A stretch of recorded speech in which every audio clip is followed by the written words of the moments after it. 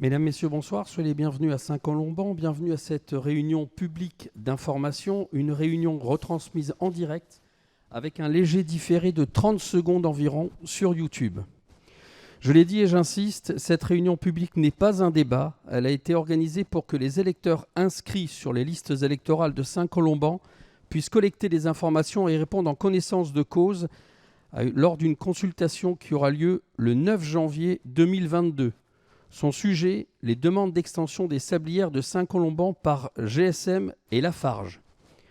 Ce soir, après présentation de projets et leurs contradictions, les partis experts répondront aux questions que la population a laissées sur la plateforme participer ecocollectivité.fr. Bien sûr, ici dans la salle, vous pourrez poser vos questions, des questions par écrit qui seront collectées par Annick Couillot, qui est conseillère municipale. Bonsoir madame. Et M. Jackie Herbé, la tête dans le sable. Bonsoir, monsieur. Une question, une réponse. Pour vous répondre, M. Bertin, Patrick Bertin, bonjour, maire de Saint-Colomban. Nous avons aussi présent aujourd'hui, pour la Chambre d'agriculture 44, Axel Guéraud. Bonsoir, monsieur. Pour la clé, la commission locale de l'eau, M. Claude No, qui est aussi maire de Corcouët. Bonsoir, monsieur.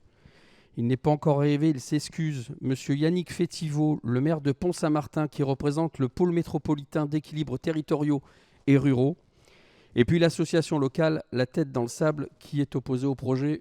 Et justement, on va vous laisser quelques minutes pour pouvoir présenter votre association. Maintenant, madame, monsieur, Annie Lepoulain et Christian Lebossé. On va vous amener un micro tout de suite pour que vous puissiez présenter l'association. Oh, voilà, on va prendre celui-ci. Merci beaucoup.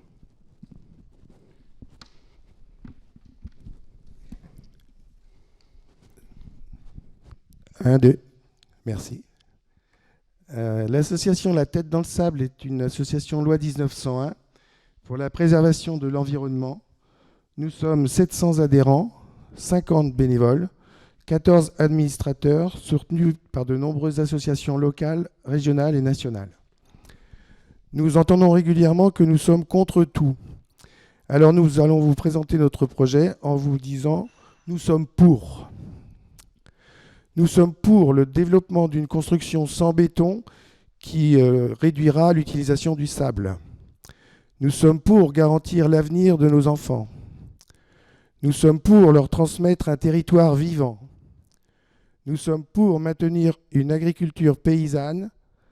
Nous sommes pour que les terres agricoles restent à un prix abordable pour intégrer de nouveaux paysans. Nous sommes pour un paysage bocagé avec une réelle biodiversité.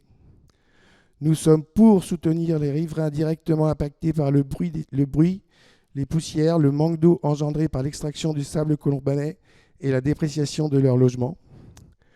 Nous sommes pour ne pas imposer de pollution visuelle de mer de plastique ou de merlot aux colombanais. Nous sommes pour retrouver la biodiversité de notre bassin de vie de Grandlieu. Nous sommes pour conserver les puits remplis. Nous sommes pour préserver la nappe de Grandlieu qui alimente le lac. Nous sommes pour laisser au moins localement aux générations futures les ressources qui nous seront nécessaires pour vivre. Nous sommes pour les études environnementales qui ne soient pas payées par les sablières mais organisées par des organismes financièrement indépendants. Nous sommes pour que les engagements pris précédemment par nos élus dans le SCOT et le PLU soient respectés et que les terres agricoles restent pérennes. Nous sommes pour que l'organisation de la consultation municipale bénéficie de la neutralité de nos élus. Nous sommes pour que les associations de notre territoire puissent ne pas dépendre financièrement des 30 000 € d'obol des groupes Lafarge et GSM avec la complicité de la mairie. Nous sommes pour réduire au maximum le trafic routier venant de Nantes pour traiter le sable du futur CHU et celui partant de Saint-Colomban. Nous sommes pour que les sablières ne soient plus contraintes de remplir les puits des riverains suite à l'abaissement de la nappe. Nous sommes pour une écologie du bon sens, respectueuse de notre environnement et des habitants de Saint-Colomban.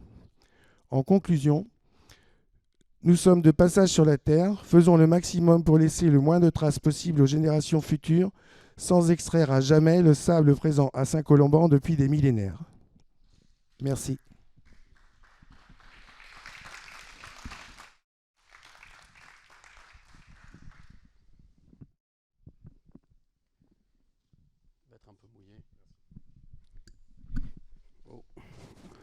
Monsieur le maire. Oui. Est-ce que quelqu'un peut s'occuper du PowerPoint, s'il vous plaît? Ah oui, c'est vrai qu'il faut que je fasse le tour des intervenants. Vous avez bien raison. Nous avons aussi présent ce soir pour la CPIE Olivier Durand. Bonjour monsieur. La CPIE Loire-Anjou, le Centre permanent d'initiative pour l'environnement. Caligé, représenté par monsieur Marc-Antoine Pilet. Vous êtes des experts sol, eau et environnement. Bonsoir. Pour Lafarge, Xavier Després et Alice Moreau. Bonsoir à tous les deux. Et puis pour GSM, Philippe Huchon, Frédéric Suire et Maxime Rose-Carré. Bonjour, bonsoir, soyez les bienvenus. Monsieur le maire, je voulais vous poser cette première question. Pourquoi cette réunion publique? Alors pourquoi? Parce que on a organisé 2 réunions, donc une samedi et une ce soir, Oui. pour notre consultation qui va se passer le 9 janvier. Donc c'est une demande d'avis sur l'extension des sablières. Alors quels sont les projets justement? Alors il y a un projet, c'est des projets d'extension de sablières, donc 2 entreprises, GSM et Lafarge. 2 entreprises qui sont sur le sol colombanais depuis de mémoire 2001 et 2008, qui sont au nord de la commune. Pourquoi à Saint-Colomban? Alors pourquoi à Saint-Colomban? Parce que du sable, il n'y en a pas partout, malheureusement. Oui. On a une banane au nord de la commune. Il y en a sur le Pays de Ré, malheureusement. On est une commune identifiée ayant du sable et beaucoup de sable. Voilà. Et c'est un sable qui sert à quoi alors? Principalement à la construction, à 70-75% il sert à la construction, la fabrication de parpaings par exemple à côté chez Point P, sur le béton, sur tout type de construction, et à 25 ou 30% sur le domaine maraîcher, parce qu'il leur faut du sable pour couper la mâche. En fait, moi je pensais au départ que c'était pour que la plante pousse. Non, c'est pour la coupe. Ok. Pourquoi on ne trouve ce sable qu'à Saint-Colomban? Oui, alors pourquoi il y a du sable à Saint-Colomban? Parce que Saint-Colomban, au nord de la commune, c'est un ancien estuaire. C'est un ancien estuaire, donc on avait la mer ici. Donc Saint-Étienne-de-Mer-Morte, ça prend n'importe où. On avait la mer ici, et ce gisement, c'est l'estuaire. En fait, c'est le sable qui s'est déposé dans l'estuaire. Alors on va parler maintenant de la consultation. Elle aura eu lieu quand? Voilà. Donc, qu'est-ce qu'une consultation déjà? Donc, une consultation, c'est pas un référendum. Donc, on a eu un référendum, on s'en souvient, en 2017 ou 2018, sur l'aéroport, sur le déménagement de l'aéroport, sur Notre-Dame-des-Landes. Donc, normalement, un référendum, c'est applicable. Là, on est sur une consultation, donc c'est une demande d'avis à la population. Donc, on vous a sorti le texte de loi. Voilà. On le lit ou bien? Oui, c'est bon. C'est bon? Ok. Alors pourquoi on fait une consultation? Pourquoi on fait une consultation? Parce qu'en fait, c'était pas dans notre programme électoral. Ouais. Et nous, depuis 2008, depuis que je suis élu, on fait un programme électoral et on marque ce qu'on va faire. Donc on a essayé de respecter, je le dis à la lettre, tout ce qu'on a fait avant les élections. Donc la solution qu'on a trouvée après des réunions, des séminaires, c'était à l'unanimité, on va consulter la population. Alors comment on va le consulter justement? Et qui va être consulté? D'accord. Donc la consultation aura lieu le 9 janvier de 9h à 15h. Donc il faut d'abord être inscrit sur les listes électorales, ça c'est une obligation.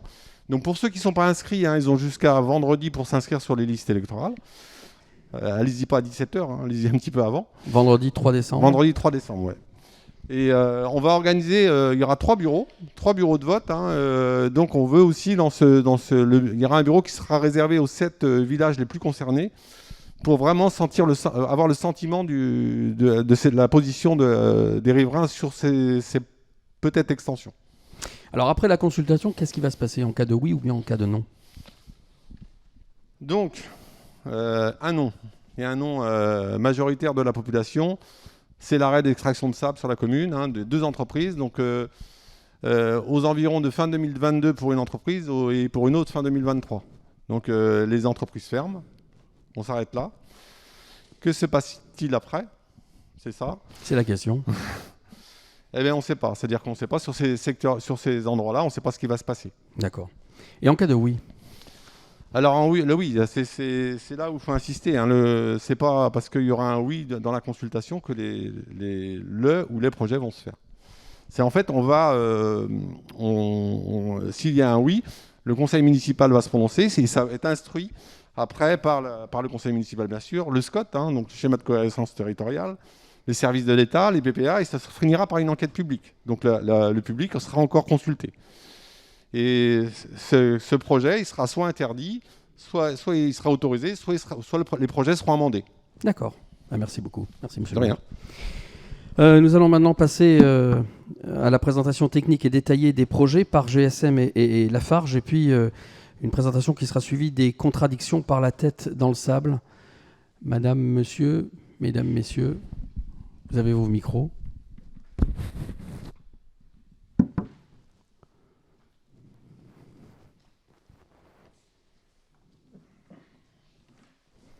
Je vous en prie. Il est allumé? Il est allumé. Ah. Il y a un problème de micro. Bah, écoutez, je vais vous laisser le mien. C'est bon. S'il marche, ça va, alors tant mieux. Ah. Bonsoir. Ah, il marche. Merci pour ce temps de parole. On va donc vous donner quelques... Bon, vous savez quoi? Je vais vous donner mon micro, ça va être beaucoup plus simple. On va le nettoyer, même si j'ai un masque.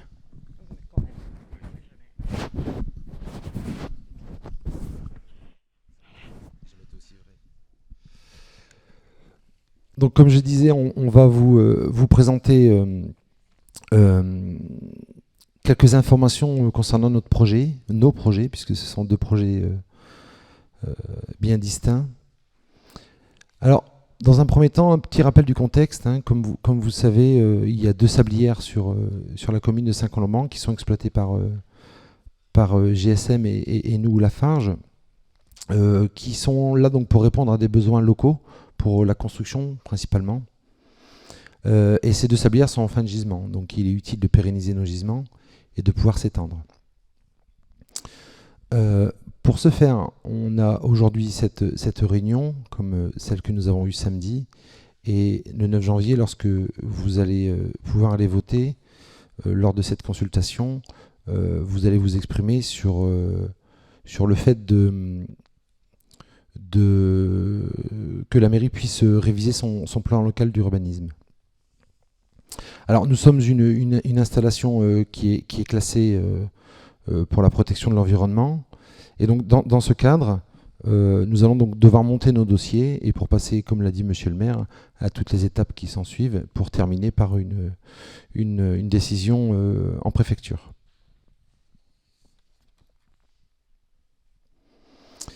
Si on parle un petit peu des... Non. Oui, pardon. Excusez-moi.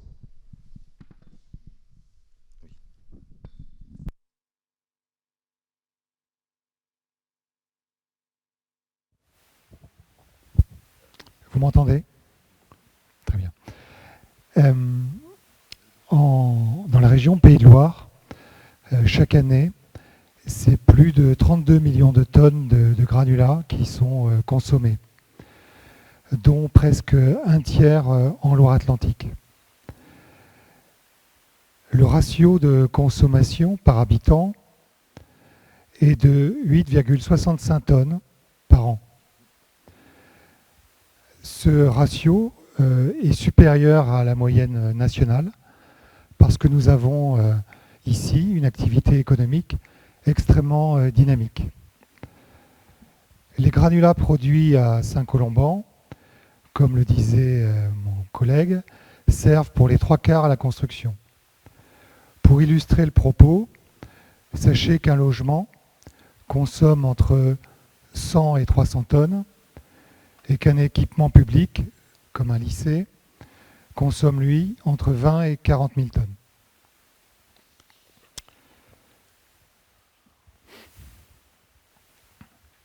La Loire-Atlantique a une dynamique démographique très importante de 1,2% par an, c'est-à-dire le triple de la moyenne nationale. Sur le pays de Ré, 40 000 à 60 000 habitants supplémentaires sont attendus d'ici 2030, ce qui nécessite 1200 à 1650 logements neufs par an, selon les objectifs fixés dans le SCOT. Cette dynamique conduit à l'ouverture de nombreux chantiers pour la construction de logements, d'équipements collectifs, de locaux d'activité et d'infrastructures. Les sablières de Saint-Colomban ont une part cruciale pour l'approvisionnement de ces chantiers dans le pays de Ré. Leur fermeture mettrait en grande difficulté toute la filière de la construction, car il n'y a pas d'alternative raisonnable en quantité suffisante. Alors, nous allons rentrer maintenant dans la présentation plus détaillée de nos projets. En ce qui concerne GSM, pour la carrière actuelle, nous avons 65 hectares autorisés, dont 56 exploitables. La production maximum autorisée par l'arrêté préfectoral est de 400 000 tonnes. Cette production n'a jamais été atteinte et aujourd'hui nous produisons moins de 300 000 tonnes.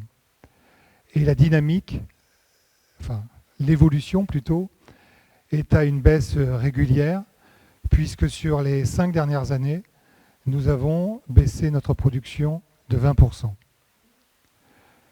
Le site de GSM emploie 25 personnes, 12 salariés, 12 sous-traitants en équivalent temps plein et un emploi de commerce généré également en équivalent temps plein.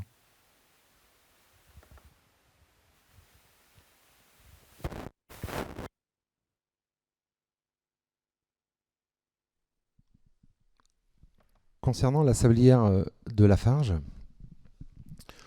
aujourd'hui nous sommes autorisés sur une surface de 49 hectares, mais nous sommes autorisés en exploitation que sur 37 hectares. On a une autorisation maximale de vente annuelle ou de production de 350 000 tonnes. Sur le site, nous avons 8 salariés. Nous avons également 16 sous-traitants et un emploi de commerce de proximité. Ce qui nous fait un total aussi de 25 salariés qui peuvent être impactés par un arrêt d'un site de cette taille-là. Si on regarde de manière globale l'ensemble de ces deux sites, ça représente donc 50 personnes, 50 salariés. Et si on s'attarde un peu plus dans le détail de notre empreinte économique sur le territoire, on se rend compte que 71% de notre chiffre d'affaires cumulé aux deux sablières va au profit de l'économie locale. Qu'est-ce que ça signifie? Ça signifie en fait qu'on dépense 71% de notre chiffre d'affaires dans l'économie locale au sein des commerces de proximité, mais aussi des PME locales. Si on regarde le côté empreinte sociétale, on constate que 49% de notre chiffre d'affaires bénéficie aux actions de développement durable. Quand on parle de développement durable, on parle en fait de développement durable pur, mais également de RSE. La RSE, c'est la responsabilité sociétale des entreprises. À cela, ce qu'on peut dire, c'est que nos sablières, aujourd'hui, dans un rayon de 50 km, nous avons plus de 300 entreprises clientes, petites et moyennes entreprises, qui se servent des matériaux de nos sablières, ce qui est un enjeu important pour ces entreprises également. Pour reprendre ce qu'on a déjà pu dire tout à l'heure, donc ces matériaux servent à la construction sur le territoire. 70 à 75% des matériaux sont destinés aux entreprises productrices de béton, que ce soit du béton prêt à l'emploi ou du béton préfabriqué. Nos matériaux, pour mettre en évidence l'aspect local de nos matériaux et de notre activité, on a 55% de nos matériaux qui sont vendus dans un rayon inférieur de 25% de la sablière. Et 90% des matériaux sont vendus dans un rayon inférieur à 50 km. Ce qu'on peut rajouter comme information supplémentaire par rapport à ce que vous pouvez voir dans ce slide, c'est qu'environ 5% des produits uniquement sont destinés au marché de la métropole nantaise. Donc on s'exporte peu, on est sur une activité très locale. On vous a proposé 2 exemples de chantiers réalisés et un exemple de chantier à venir. Le lycée Charles Péguy de Gorges, qui exprime bien l'aspect local, la résidence du Clair-Logis au Longeron et le projet de la commune de Saint-Colomban, qui est l'agrandissement du restaurant scolaire et du périscolaire de l'école publique.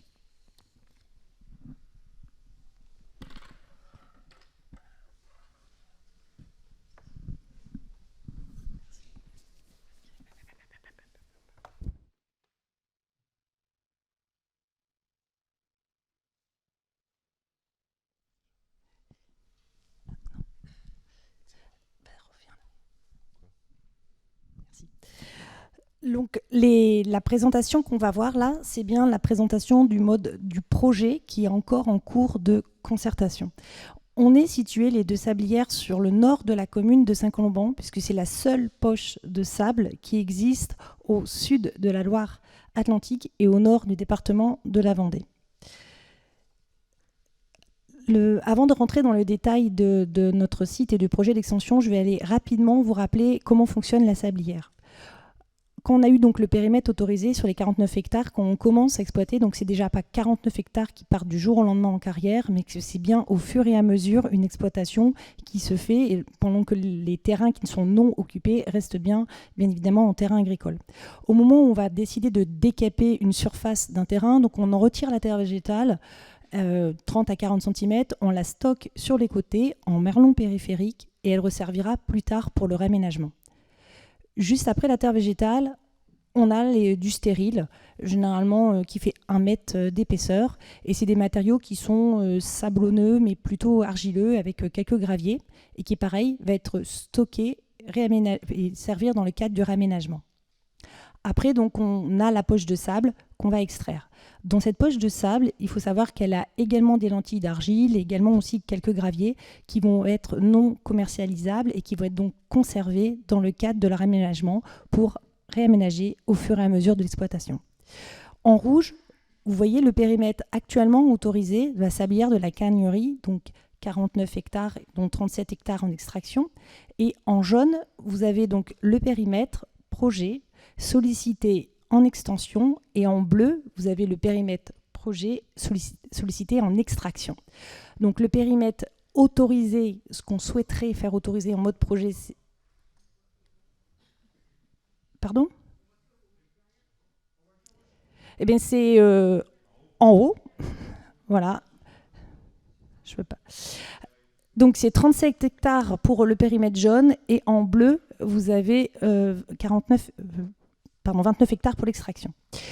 Le tonnage qu'il est prévu, pas d'augmentation de la production annuelle autorisée. On prévoit de rester à 350 000 tonnes et de tourner en moyenne à 250 000 tonnes par an.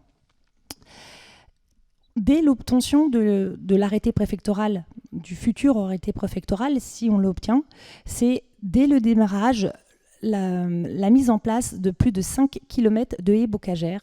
Et dans ces 5 km, il y en aurait 3 km qui seraient dans le site en mode projet, donc en périphérie du site, et 2 km qui seraient faits à l'extérieur du périmètre, en périphérie des villages.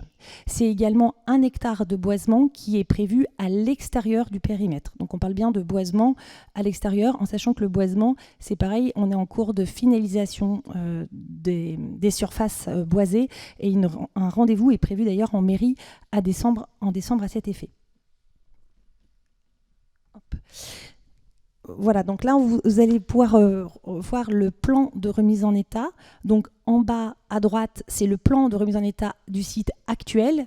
Et en haut à gauche, c'est le plan du site projeté en extraction, pardon, en exploitation. Donc vous avez donc des parties qui vont rester en plan d'eau, qui représenteraient 40 hectares de surface de plan d'eau pour les deux sites, et 35 hectares de terrain qui vont être réaménagés en terrain agricole, par, comme je vous avais expliqué tout à l'heure, le remblaiement. Et il y a également donc 11 hectares de terrain qui seront aménagés en faveur de la biodiversité avec des créations de mares, déboisements complémentaires, puisque dans le cadre de la remise en état, on prévoit la création également de 2 km de haies dans le projet à la fin de la remise en état.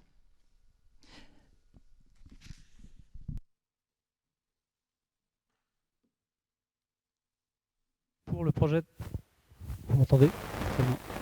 Pour le projet de GSM, c'est aussi un projet d'extension et de renouvellement du site actuel. Pour le... Ça saute, désolé. Pour la partie d'extension, celle-ci portera sur une surface de 30 hectares.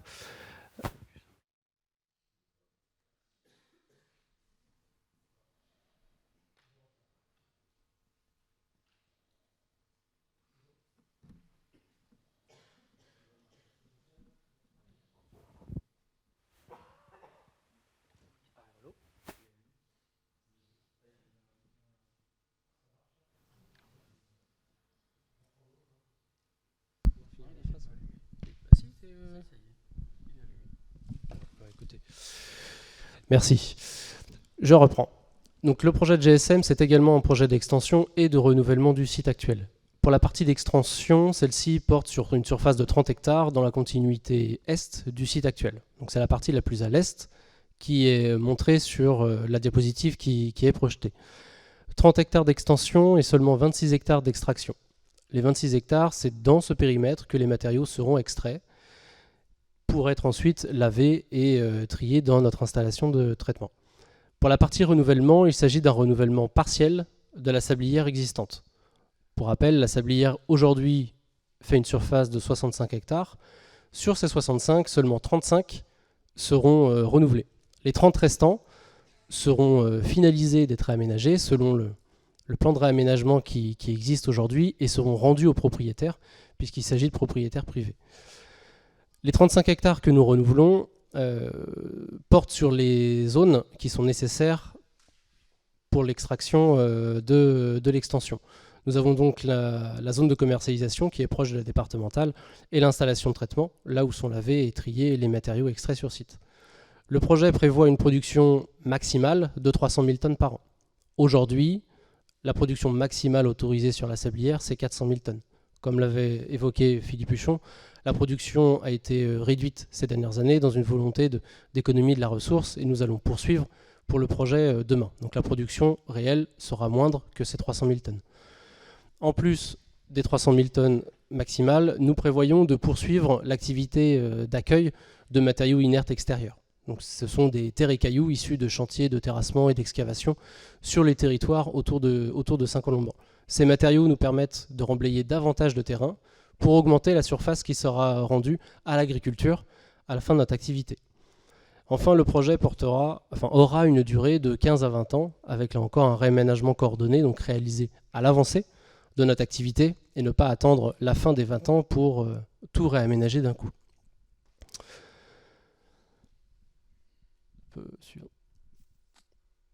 Voilà. Ici est montré l'esquisse du plan de réaménagement sur lequel nous avons travaillé ces derniers mois et sur lequel nous continuons aujourd'hui à travailler. Celui-ci intègre l'ensemble du site actuel et aussi l'extension. Les 30 hectares que j'évoquais qui sont rendus aux propriétaires apparaissent aussi, mais le plan de réaménagement n'est pas modifié, c'est celui qui est en vigueur aujourd'hui. Les 65 hectares de notre projet, donc 30 hectares d'extension et 35 hectares de renouvellement partiel, seront réaménagés principalement, donc sur une bonne surface, 31 hectares, à vocation agricole. Donc 31 hectares sur les 65 hectares seront réaménagés à vocation agricole. Sur l'extension, on verra la création principalement d'un plan d'eau, où les berges seront élargies et réaménagées à vocation paysagère et d'agrément. C'est-à-dire que nous allons mettre en place, recréer un boisement, planter de nouvelles haies et des cheminements accessibles à tous seront également créés. Ces aménagements paysagers ne seront pas réalisés à la fin de la sablière, mais dès le début. Si nos projets aboutissent, ce sera la première étape que nous réaliserons sur le terrain avant même la mise en exploitation du projet.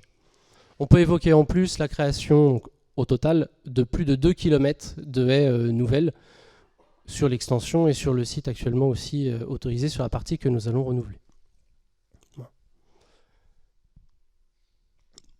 On vous a présenté nos 2 projets séparément, dans les grandes lignes. On va regarder maintenant ce que représentent nos projets en cumulé.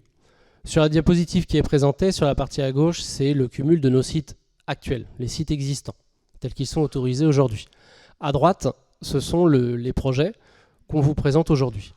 Ces projets en cumulé représentent, donc si les projets encore aboutissent, une surface autorisée totale de 151 hectares. Sur ces 151 hectares, seulement 55 seront exploitables. Pour rappel, les 55 hectares exploitables, c'est là où les matériaux seront réellement extraits. 55 hectares à mettre en balance avec les 92 hectares aujourd'hui exploitables sur nos sites actuels. La production demain cumulée sera maximum encore de 650 000 tonnes par an. On voit bien une diminution de la production par rapport à nos autorisations actuelles qui prévoient 750 000 tonnes. Nous avons réduit ces dernières années. Aujourd'hui, en cumulé, nous sommes plus autour de 600 à 650 000 tonnes par an. Cette diminution actuelle est actée par le maximum de demain. Et nous allons poursuivre cette diminution. À la lecture de ces chiffres, on voit bien que nos projets ne sont pas des projets de développement d'activité, mais simplement des projets de maintien d'activité. Nous sommes sur un territoire dynamique, comme évoqué précédemment, qui a des besoins importants. Il est important de permettre au territoire de répondre à ses propres besoins. Autre élément qu'on remarque, c'est donc une diminution de la production annuelle avec nos projets, et également pas d'augmentation du trafic routier. La production diminue, il n'y aura pas d'augmentation du trafic routier.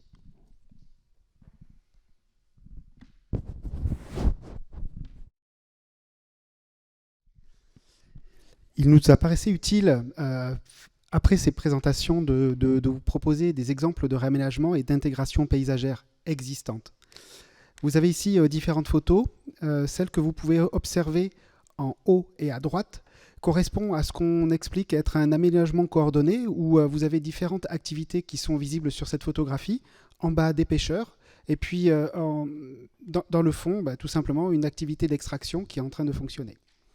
Sur la photographie qui est située en bas à droite, vous avez un aménagement qui est un plan d'eau récréatif, celui de la Marne, où les fêtes de cette commune sont réalisées chaque année.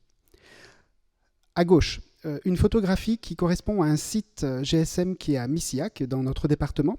Photographie qui a été prise au niveau du même endroit, à 2 périodes différentes. Celle du haut est la période en fait, du réaménagement qui est en place, un réaménagement de type agricole, avec de la terre végétale qui est en train d'être régalée sur le substratum qui a été remanié pour permettre le retour des cultures. La photo du bas, vous pouvez observer un plan d'eau certes, mais aussi de l'herbe qui est en train d'être récoltée par l'exploitant agricole qui a repris possession de ces terrains-là, suite à ce réaménagement-là. La suite de cette récolte d'herbe sera des plantations de maïs, et au bout de la 3e année, il retrouvera des rendements qui sont équivalents aux rendements qu'il a sur son exploitation, mais en dehors du site, c'est-à-dire sur des terrains qui n'étaient pas impactés par la carrière. On va passer à la diapositive suivante. Dans les enjeux environnementaux majeurs qui sont observés par nos projets, c'est la biodiversité. Un des premiers objectifs, c'est vraiment de prendre en compte et d'assurer la pérennité des espèces présentes, ainsi que des habitats, dans l'emprise des projets. Comment est-ce qu'on fait ça? On fait ça au travers d'inventaires qui sont réalisés par des bureaux d'études, qui inventorient la faune et la flore sur le site, mais aussi au-delà. Et ça, sur une période de 1 an.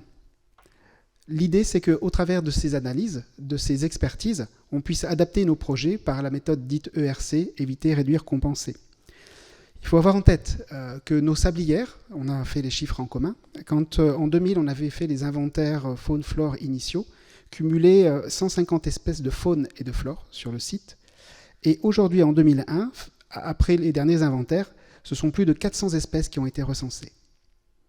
Ce qu'il faut aussi avoir en tête, c'est que les sablières que vous avez ici, ce sont des sites qui, sur d'autres départements, sur d'autres endroits, ont des partenariats avec sur des milieux comparables, ont des partenariats avec des associations et des ONG qui ont des vocations environnementales. Ainsi, on a des conventions avec des ONG du type UICN, Bretagne Vivante, LPO dans certains départements, où on a même des conventions de gestion de type refuge, la LPO que vous connaissez. Mais peut-être que je vais donner un petit peu la parole à Olivier Durand du CPIE pour qu'il évoque un peu plus de son côté les aspects réservoirs et corridors écologiques.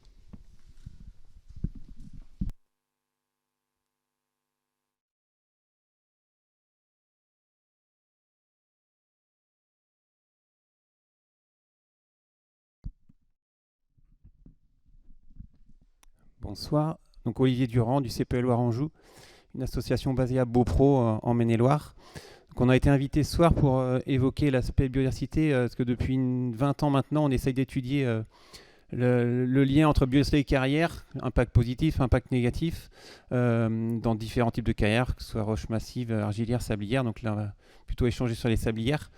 Et donc depuis de nombreuses années maintenant, on essaye de ne pas caricaturer ces enjeux-là et de cerner un peu, via des études, des inventaires naturalistes, pour faire simple, quels sont les différents impacts et comment essayer de traiter tout ça. L'idée générale par rapport aux ruptures, on parle de rupture écologique, c'est que dans l'esprit de prime abord, on voit une rupture parce qu'on a une modification visuelle du paysage. On passe d'un milieu agricole bocager à un milieu sableux. Et donc là, c'est vrai que visuellement, il y a une rupture. Par contre, la rupture de continuité écologique, qui est là, est un autre aspect, où là, on va traiter plus de questions de trame vertébreux, c'est est-ce qu'il y a une rupture de déplacement des espèces ? Et en fait, toutes les études menées montrent que des espèces qui sont présentes dans la sablier, dans les sites d'extraction ou en périphérie, de par l'arrivée d'une activité comme celle-ci, elles ne sont pas, dans la très grande majorité des cas, impactées dans leur circulation et dans leur population. Les espèces arrivent à se maintenir. Cette réflexion-là fonctionne si, comme ça a été évoqué en amont, les études initiales faune-flore sont menées de façon optimale, avec des inventaires rigoureux, etc. Si ces éléments-là sont pris en compte, derrière, les aspects de trame vertébreux peuvent être traités dans le cadre de carrière. La seconde idée, rapidement, c'est aussi là où on a une perte de biodiversité dans nos paysages, c'est que la banalisation via une banalisation des milieux. On a des paysages de plus en plus homogènes, l'urbanisation, les plus grandes étendues agricoles. Un site d'extraction qui met du minéral en surface développe une mosaïque de milieux qui permet à des espèces qu'on n'avait pas avant de s'implanter, tout en permettant aux espèces initiales de pouvoir circuler. Donc c'est vrai qu'il y a un changement au niveau paysage, mais en biodiversité, les effets ne sont pas toujours négatifs. Et là où nous, on essaie d'apporter une attention particulière pour finir, c'est sur la réhabilitation des sites et la prise en compte au cours du temps de la biodiversité. Comme ça a été présenté, souvent on peut avoir des retours en terre agricole, et c'est vrai que là, régaler la terre végétale pour un retour en terre agricole, d'un point de vue biodiversité, c'est pas forcément ça l'idéal, où on va rebanaliser les milieux, où on aura des espèces assez communes et ubiquiteuses qui vont revenir à la place d'espèces originales ou patrimoniales qui pouvaient être là avant. Enfin voilà, là, le discours, c'est juste, il faut essayer de ne pas simplifier l'aspect biodiversité dans ces démarches-là. Ça reste assez complexe, mais une prise en compte optimale peut être faite dans le cadre de projets comme celui-ci.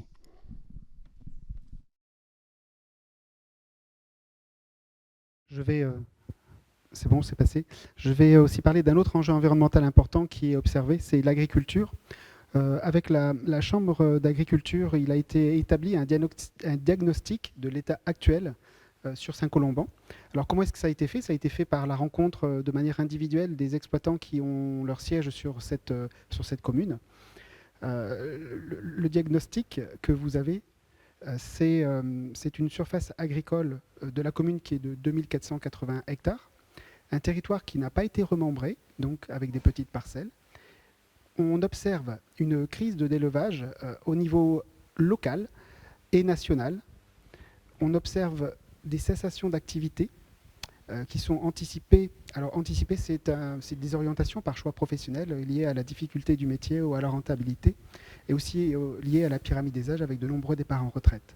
Cette rentabilité que je viens d'évoquer, c'est aussi ce qui fait qu'il y a un développement de l'activité maraîchère qui se traduit dans vos paysages. Il est logique que vous ayez, au travers des présences d'entreprises qui sont déjà là, qui sont structurées, et aussi une demande des consommateurs qui demandent de plus en plus de légumes. Nous, donc, dans nos projets, on va étudier l'impact sur l'agriculture, sur le monde agricole, au travers d'une étude qui sera réalisée à partir des diagnostics, où on cherchera à adapter nos projets, là encore selon la séquence éviter ou réduire les effets, en mettant en place des programmes d'action en concertation avec les personnes impactées, les exploitations impactées, mais aussi la profession ainsi que les élus. C'est le terme de la compensation collective agricole.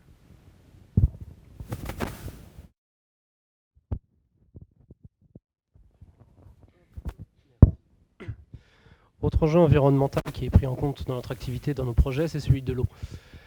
La préservation de la ressource en eau est primordiale donc dans nos sites actuels aujourd'hui, dans leur gestion au quotidien et dans la construction du projet.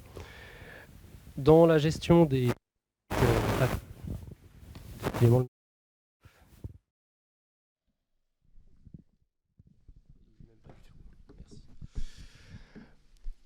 Je disais, dans la gestion des sites actuels, nous contrôlons les éventuelles incidences de notre activité sur la nappe via une surveillance étroite de celle-ci. Depuis plus de 20 ans, nous mesurons mensuellement le niveau de la nappe sur un réseau d'ouvrages, aujourd'hui composé de plus de 50 ouvrages, donc à la fois des puits ou des piézomètres. Cette surveillance, elle est très rare, on peut même des fois la qualifier d'exceptionnelle, de par sa densité, sa régularité et sa longévité. 20 ans sur plus de 50 ouvrages aujourd'hui. Ces suivis sur 20 ans aujourd'hui nous permettent de conclure deux choses. La première, c'est que les incidences que peut générer notre activité sur la nappe sont localisées et temporaires, c'est-à-dire que quand on arrête ou quand on se déplace, le niveau d'eau reprend son niveau d'avant, son niveau normal. Et la deuxième chose, c'est que les sablières n'engendrent pas l'assèchement de la nappe sur le long terme. Ces deux éléments sont très importants. Cette surveillance que nous réalisons depuis 20 ans, elle nous permet aujourd'hui de mener une étude hydrogéologique complète, fiable, pour le développement de nos projets. Donc nous travaillons avec le bureau d'études Caligé, qui nous accompagne sur cette question. Caligé est un bureau d'études spécialisé dans l'hydrogéologie. Cette étude, aujourd'hui, elle couvre un territoire plus large que simplement nos sites et nos projets. C'est l'illustration qui est projetée à l'écran. On intègre l'amont hydraulique à l'est, également l'aval à l'ouest, jusqu'aux deux rivières, aux deux ruisseaux qui sont au nord et au sud, donc le Rédour et la Mandironnière. Cette étude, pour qu'elle soit la plus fiable et la plus complète possible, là encore, l'ensemble des usages connus dans ce périmètre sont intégrés. Nos usages à nous, sabliers, les hypothèses d'exploitation sur lesquelles on travaille pour nos projets, les usages domestiques, les puits des riverains, des lieux-dits à proximité, et les usages agricoles. Et dans ces usages agricoles, les usages maraîchers sont pris en compte. Cette étude hydrogéologique permet donc aujourd'hui d'évaluer les impacts cumulés de toutes ces activités qui sont connues sur ce périmètre.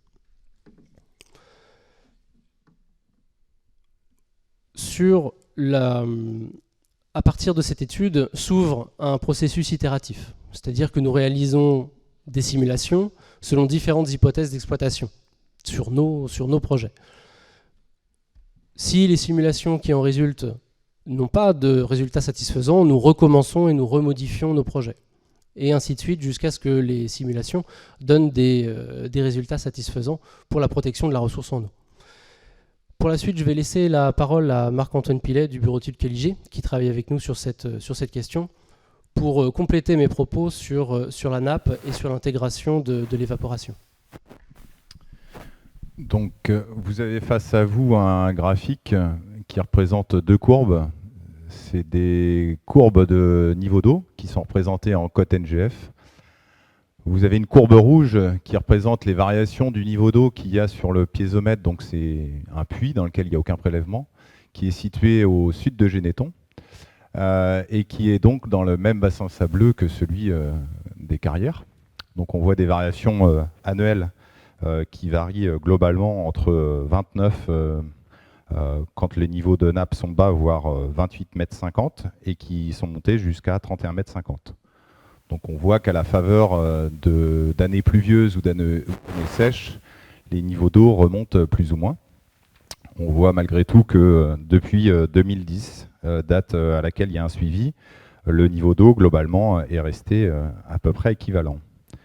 Sur ce secteur précisément, il n'y a pas d'ouvrage avec une chronique plus longue. Donc, dans ces cas-là, nous, on essaie de trouver des ouvrages, des piézomètres de référence qui sont suivis par le BRGM, qui nous permettent de faire une extrapolation. Et donc là, c'est un autre piézomètre qui est situé à Saint-Philbert-de-Grandlieu, qui, lui, est suivi depuis 1995. Et vous voyez de la même façon des variations de niveau d'eau. Qui, elles également, sont de l'ordre de 2 à 3 mètres tous les ans en fonction des recharges pluviométriques. On voit malgré tout globalement que les niveaux d'eau dans le secteur sont restés globalement équivalents.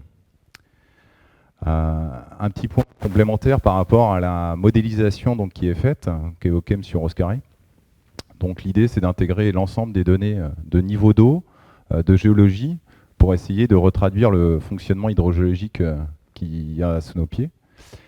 Et donc de ce fait-là, on intègre également un paramètre qui s'appelle l'évaporation, et notamment l'évaporation au droit des plans d'eau. Donc ça, c'est quelque chose qui est parfois préoccupant. Donc cette évaporation, effectivement, on la compare à ce qui peut se passer dans le cas où on est avec des cultures classiques. Cette évaporation au droit d'un plan d'eau, elle est effectivement un petit peu plus conséquente que ce qu'on aurait si on avait des cultures. Ma collègue Aurélie Ricot évoquait une dizaine de centimètres samedi dernier. Donc c'est une dizaine de centimètres par hectare de plan d'eau. Donc ensuite, quand on rapproche cette baisse locale à l'ensemble de la surface de nappe, on se retrouve avec un effet très limité. Voilà.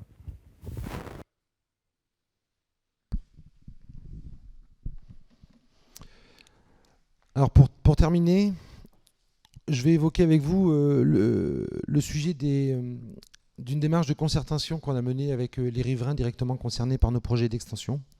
Donc en fait, au mois de septembre, on a eu plusieurs réunions avec une soixantaine de riverains pour échanger avec eux sur le détail de nos projets et pour essayer de trouver la meilleure solution pour vivre ensemble entre le riverain et l'exploitation du sable qui se trouverait juste à côté. Et nous avons terminé début novembre par des réunions de restitution sur laquelle on a essayé de prendre en considération toutes les remarques et qui nous a permis donc de prendre un engagement fort avec eux et de s'engager sur des points très précis. Si tu veux bien... Merci. Dans nos engagements, ce qu'on retrouve, le premier, c'est de développer un projet qui intègre l'ensemble des enjeux environnementaux sur le territoire, bien évidemment. En deuxième, on retrouve la mise en place d'un procédé d'exploitation qui va permettre la préservation des ressources, donc eau, biodiversité et agricole. Sur le volet agricole, par exemple, c'est un maintien de l'activité le plus longtemps possible sur les parcelles qui sont incluses dans nos périmètres de l'extension. Donc, continuer à les exploiter de manière agricole tant qu'elles ne sont pas exploitées par nous, même si elles sont sur notre périmètre. Le troisième point, c'est la mise en place des aménagements paysagers, comme on a pu en parler tout à l'heure, dès l'obtention de notre autorisation préfectorale. Le quatrième point, c'est le réaménagement coordonné de notre exploitation. Donc ça c'est un retour progressif des terrains à l'agriculture. On n'attend pas d'avoir fini d'extraire l'intégralité de la surface pour réaménager et rendre certaines terres à l'agriculture. Le cinquième point, c'est la mise en œuvre d'un programme d'action agricole sur le territoire. Et le sixième point, c'est la constitution d'un comité local de concertation et de suivi qui sera composé donc de de représentants de la municipalité, de représentants des riverains et des représentants de nos exploitations, lors desquels nous pourrons passer en revue, bien évidemment, l'intégralité de nos engagements et de nos obligations. Le 7e point, c'est une adaptation de nos suivis environnementaux en cas de besoin qui pourrait ressortir. Et le dernier point, c'est la mise en place d'un canal de communication qui soit accessible.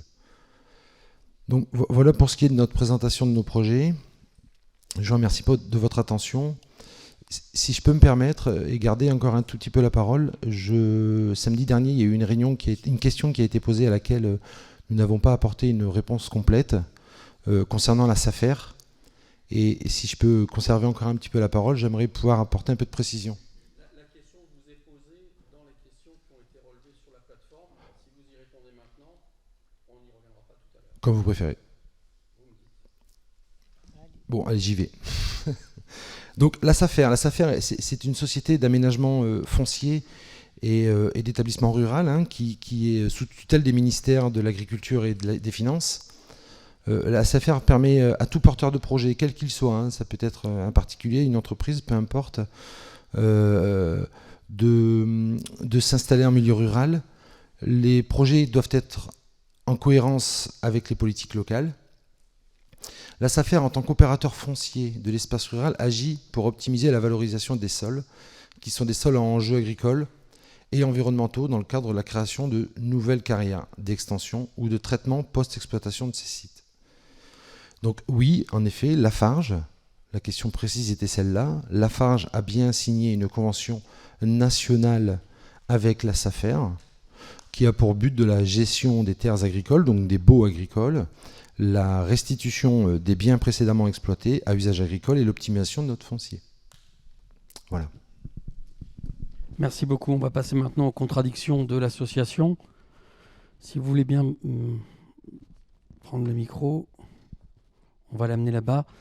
Je dois quand même vous prévenir d'une petite chose. 2 questions étaient prévues à l'association. Donc si vous y répondez, on fera en sorte de ne pas les reposer pour ne pas faire de redondance et laisser la parole à la salle et aux autres questions. À l'association La Tête dans le Sable, quelles sont selon vous les conséquences d'un tel projet ? Et puis pourquoi vous opposez-vous à ces éventuels projets d'extension des sablières ? Je suppose que vous allez y répondre maintenant. Alors ça va être un peu difficile en 2 minutes de répondre point par point et d'argumenter comme les porteurs de projets d'extension ont pu le faire. Donc effectivement, ça va être plutôt résumé. Ce qu'on entend évidemment, c'est des arguments qui défendent une activité économique et industrielle. On comprend très bien que les gens viennent ici pour défendre leur travail. Nous ne sommes pas du tout dans la même logique à La Tête dans le Sable. Nous n'avons pas non plus la même temporalité. Quand on entend exploitation, besoin, répondre aux besoins, construire, développer une région, nous on dit futur, qu'est-ce qui va se passer plus tard ? Est-ce qu'on est en train de foncer dans le mur sans réfléchir plus que ça ? Évidemment, ce ne sont pas des arguments que vous pouvez recevoir en tant qu'industriel, mais nous, La Tête dans le Sable par exemple, joue son rôle de vigie. Nous sommes vigilants, nous regardons, nous réfléchissons, nous nous entourons nous aussi d'experts qui travaillent bénévolement pour nous, avec nous, parce que nous aussi nous sommes des bénévoles.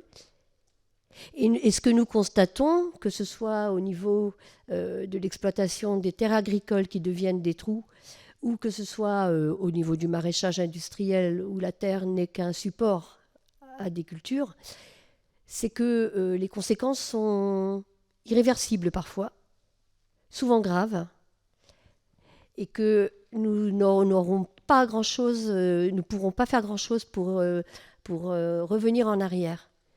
Nous ne sommes pas dans une temporalité où nous sommes maîtres du monde. Voilà, pendant que nous sommes ici, nous devons aussi penser aux générations d'après. Nous continuerons donc à être très très vigilants par rapport à ce que vous nous avez exposé. Nous avons entendu compensation et nous pensons qu'elles vont être insuffisantes. Qu'est-ce que j'aurais voulu vous poser plein de questions, évidemment. voilà, qui vont peut-être venir. Je me les pose du coup. Que ferez-vous quand la poche de sable que vous visez sera vide? Est-ce qu'il y aura une autre demande d'extension? Que font les groupes comme Lafarge et GSM pour le développement des alternatives au béton? Nous savons que c'est une ressource qui va bientôt disparaître. Que faisons-nous? J'ai 2 minutes. Non, elles sont là les questions? D'accord. Bon, je suis raccord alors. Bon, écoutez, voilà. Donc nous continuons notre rôle de vigie. Vous avez effectivement des argumentaires. Nous ne sommes pas vraiment persuadés que ce soit suffisant. Merci madame, peut-être monsieur. En une phrase, vous avez de l'argent à gagner, on a un territoire à sauvegarder. Merci.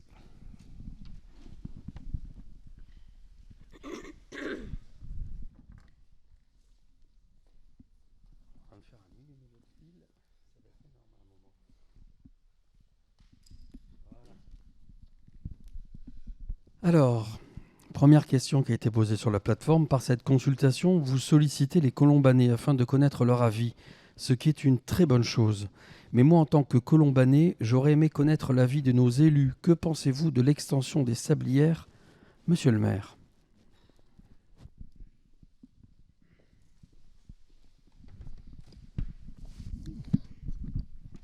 Donc, bonjour à tous, si j'ai déjà dit. Donc je vais répondre à titre personnel, en tant que maire, pas au nom du conseil municipal, parce que le conseil municipal se prononcera après que vous soyez prononcé. Donc moi je suis là, depuis 2008. Donc j'écoute et je suis un peu ces sablières depuis 2008. Donc c'est vrai qu'on n'a pas trop de retour des faits des sablières sur la commune. On est plus interpellé par les poids lourds qui traversent, mais de diverses entreprises, que l'extraction des sablières. On a été appelé quelques fois, mais c'était extrêmement rare. Je parle en termes de plaintes envers les sablières. Comme je l'ai dit, je suis plus interpellé par la vitesse, les poids lourds, les problèmes de voisinage. Malheureusement, en ce moment, je pense que le Covid augmente les choses, que les carrières, il faut le reconnaître. Donc les élus locaux, je pense que la première chose qu'ils doivent faire, c'est défendre l'intérêt général. C'est important l'intérêt général. On peut toujours dire que c'est ailleurs que ça doit se faire. Juste à titre d'exemple, parce qu'ayant travaillé de l'énergie, aujourd'hui votre électricité elle vient de Paluel, Flamanville, Chinon, Civaux, que des centrales nucléaires. La partie faible des énergies vertes, c'est très faible. Nous sommes là, nous essayons de trouver des solutions. Sans fiche, excusez-moi, c'est la pire des solutions. Aujourd'hui, le monde du bâtiment, des travaux publics, représente un nombre conséquent d'hommes et de femmes qui y travaillent dans ce domaine. Et merci à eux du travail qu'ils font. On parle des agriculteurs qui font un travail extrêmement intéressant pour notre alimentation, mais s'il faut parler de la construction. À Saint-Colomban, depuis 2008, depuis que je suis élu, je ne vais pas prendre l'antériorité, nous avons construit une salle de sport, un espace jeune, une bibliothèque, des classes, une mairie, actuellement un agrégation du restaurant scolaire et du périscolaire, une crèche bientôt, un pôle santé, des logements sociaux, X maisons et j'en oublie. Et je ne parle pas de la salle, celle-ci qu'on va rénover. J'ai jamais vu quelqu'un à Saint-Colomban venir se plaindre de la bétonisation qu'on le fait, parce que c'est un service. C'est un service public, on a besoin de ces choses-là. On en a vraiment besoin. Et tout ça avec beaucoup de sable. Qui, dans cette salle, ne vit pas dans une maison, ne vit pas dans un immeuble? Qui? La crise du logement fait flamber les prix partout. On s'en aperçoit. C'est très difficile aujourd'hui de se loger. Car il y a un énorme manque de logement. Le droit au logement est une obligation sociale. J'espère que tout le monde sur ce sujet est d'accord. Je veux être clair et réaliste aussi. Les maraîchers ne vont pas partir si les sablières se ferment. La serre des Trois Moulins existait avant les sablières et elle existera après. Les élus de 2014-2020 ont adopté un plan local de l'habitat, à l'unanimité. J'espère que les élus du SCOT ont mesuré les dépenses en sable qu'il y allait à faire, les 1650 logements par an. Le sable peut venir de Saint-Colomban. Il est intéressant de le faire venir au plus près, pour être sûr de fabriquer le moins de CO2 et moins de camions sur les routes. J'espère que c'est un argument aussi. Si le sable vient des Sables d'Olonne ou de Châteaubriand, ça sera difficile de parler d'environnement ou d'écologie. Et à la contrariété de certains des entreprises, je pense que le sable marin n'est pas la solution. Je suis maire et responsable. Je ne dois pas faire rêver. Je rêve réalité. Je dois mettre devant nos actions une décision. On nous dit aussi que les sablières pourraient impacter le prix des logements. Je vous invite à aller voir les notaires. En ce moment, le prix des maisons, que ce soit dans le bourg de Saint-Colomban ou autour des sablières. Qu'on veuille économiser l'énergie et les matières premières, on est tous d'accord. Je crois qu'on est tous d'accord là-dessus. Après, il faut demander aux sablières, aux maraîchers, à tous les consommateurs d'en prendre moins. On est tous d'accord. Sur Saint-Colomban, y a-t-il des effets néfastes des sablières? Évidemment, oui. Toutes les entreprises qui sont autour de nous, les entreprises par exemple de loisirs, de véhicules de loisirs, fabriquent beaucoup de CO2. C'est logique. Après, est-ce qu'on doit fermer ces entreprises parce qu'ils fabriquent du CO2? Non. Les effets néfastes, c'est quoi? C'est quoi? La première inquiétude des riverains, et c'est normal, des agriculteurs, c'est l'eau. Il faut résoudre le problème. Je pense, d'après ce que j'entends, parce que j'écoute aussi la population, la barrière hydraulique a l'air de fonctionner très bien à l'Incuire. Donc c'est un opposant notoire qui me le disait, cette chose-là, ça fonctionne bien. On parle de l'évaporation de l'eau. Évidemment qu'un lac, un étang, une mer, un océan, il y a de l'eau qui s'évapore. Et heureusement, parce que si on n'avait pas d'évaporation, on n'aurait pas de pluie. Alors il y a une chose sur laquelle il faut bien faire attention, c'est la poussière. Donc la poussière, clairement, il y en a eu au début des installations. Donc je dirais plutôt chez les SM, ils n'avaient pas de retour là-dessus. Mais il faut bien faire attention à ce sujet-là. Donc les canons à eau, les arrosages étaient mal dirigés. Depuis, c'est vrai qu'on n'a plus trop de problèmes. Il y a le bruit, évidemment. Le bruit, n'importe quelle entreprise fait du bruit, provoque du bruit. On essaye de les limiter au maximum. Donc ce que j'entends, ce qu'on me remonte, c'était beaucoup les bips des engins qui sont obligés quand ils reculent. Et aussi les alarmes intrusion. Donc ça, c'est pas trop normal, mais on a aussi le même problème sur la casse automobile de Pont-Jamin. L'effet aussi sur des sablières, c'est qu'on va perdre des terres agricoles. Aujourd'hui, c'est 3%. Demain, s'il n'y a pas de remblaiement, ça sera 6%. Nous avons 2837 hectares de déclarés à la PAC, donc de vraiment agricoles, pour 12 exploitants installés sur notre commune. 55% des terres sont exploitées par des exploitants hors commune. Donc l'élu, qu'est-ce qu'il doit faire? Il doit regarder un peu ce qui va se passer. Et malheureusement, on va avoir d'autres exploitations qui vont fermer pour la pyramide des âges, tout simplement. On est une terre, je pense que la Chambre d'agriculture vous le dira tout à l'heure, mais je pense qu'on est une terre de bovins, de lait et de viande. Et malheureusement, c'est pas la politique actuelle de la population de commencer de la viande. Je pense qu'il est aujourd'hui compliqué. J'ai essayé, je vais encore continuer d'essayer de rassembler tout le monde, que ce soit l'agriculture biologique, l'agriculture traditionnelle, les maraîchers, à discuter. Et les sablières demain, s'il y a extension. Je pense qu'on est dans une commune où je pense que c'est trop fermé. C'est trop fermé. On arrivait à faire des choses avec les sablières. Demain, je pense qu'on peut faire des choses avec les maraîchers. Mais si on ferme les portes, on n'arrivera à rien. C'est pas la peine. Je pense aussi, évidemment, si ça ferme aux personnes qui travaillent dans ces deux sociétés, mais à tous les sous-traitants. Dire à quelqu'un qui va perdre son travail, c'est pas le rôle du maire. Alors je vais terminer par dire une chose. Donc on peut voter non par idéologie, donc je respecte ça, totalement. Par jalousie, il y en a aussi qui m'ont dit qu'ils allaient voter non, parce qu'ils n'aiment pas le voisin. Mais je voudrais surtout parler à ceux qui ne savent pas. Ceux qui choisissent pas, parce que c'est vrai qu'il y a quand même un souci, c'est qu'on a aujourd'hui, s'il n'y a pas les sablières, il y aura malheureusement une agriculture industrielle qui peut être le maraîchage. Ça veut dire qu'il y a des gens qui ne veulent pas choisir. Et là, on a notre rôle. C'est-à-dire que les élus doivent obliger ces entreprises à faire du boisement, à protéger les terres agricoles. Le boisement sera d'une exigence forte de la commune. Je le dis, les 2 hectares proposés aujourd'hui ne nous suffisent pas.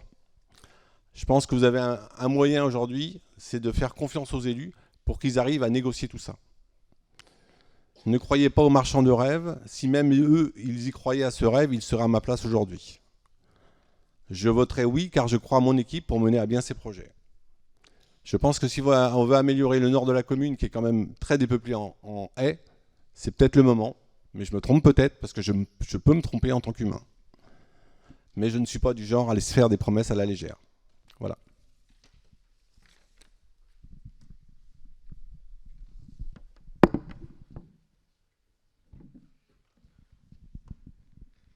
Les distances entre les sablières et les riverains me semblent insuffisantes. Les carrières ne peuvent-elles pas s'engager à ne pas exploiter le sol à 200 mètres des logements? Qui veut répondre à cette question?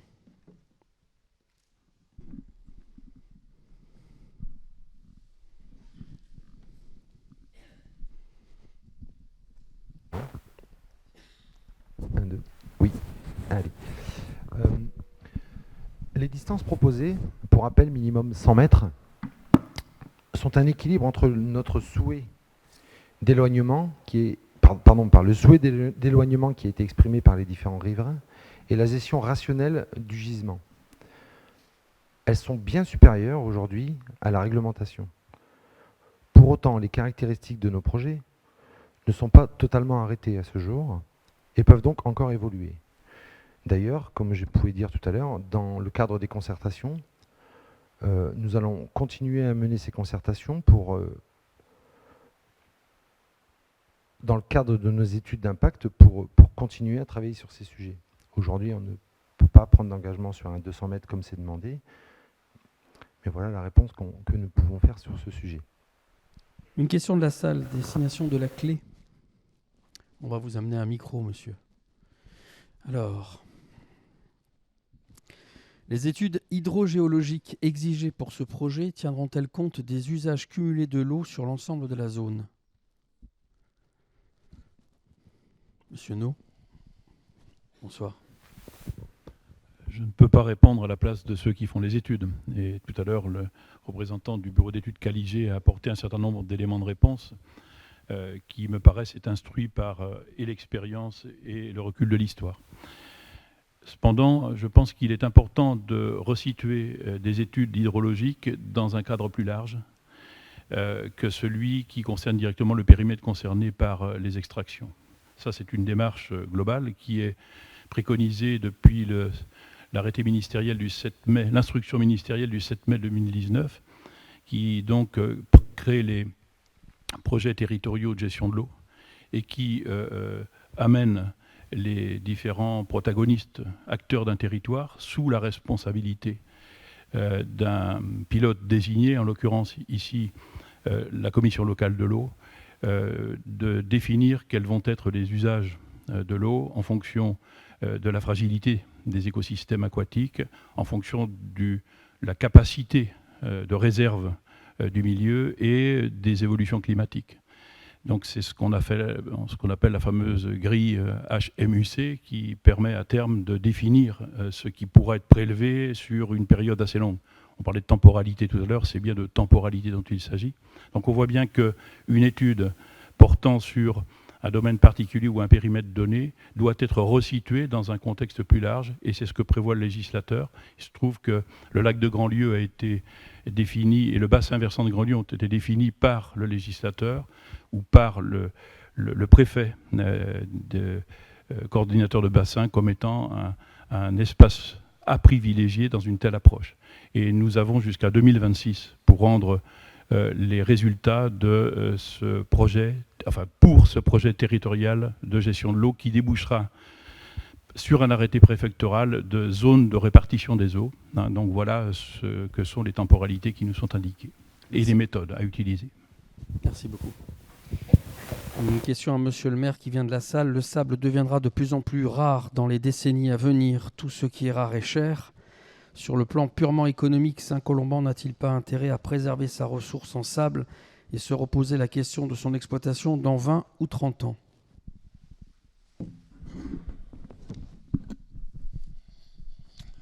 Oui, on va dire qu'on peut jouer comme à la bourse. Oui, on peut attendre que les cours augmentent. C'est aujourd'hui une certaine technique dans un peu tous les domaines. Moi, je pense tout simplement que nos entreprises, nos artisans, je pense beaucoup aux artisans, parce que les artisans sont... Je discutant beaucoup avec les artisans, ils attendent beaucoup de cette décision parce qu'ils sont un acteur économique important pour le bâtiment, pour le logement. On pourra attendre 30 ans, mais on irait chercher le sable où ? C'est tout. Autre question de la salle, le sable, c'est à destination des carriers. Le sable est une ressource limitée. Savez-vous à quelle date, au rythme actuel d'extraction, il n'y en aura plus dans la région ? Envisagez-vous, pour préserver cette ressource le plus longtemps possible, de restreindre sa vente aux seuls usages les plus indispensables ?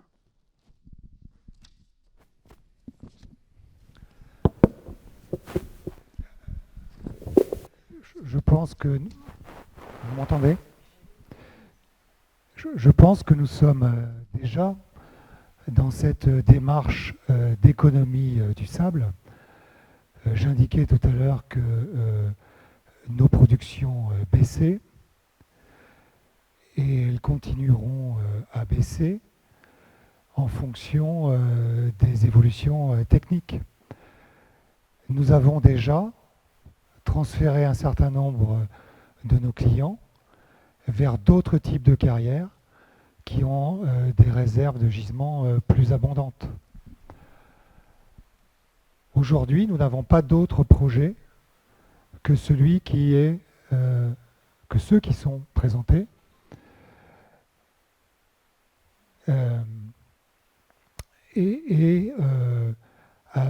Avec cette évolution de baisse progressive et de poursuite de la substitution, nous aurons certainement encore des réserves dans le cadre des projets présentés à l'horizon 2040, au minimum.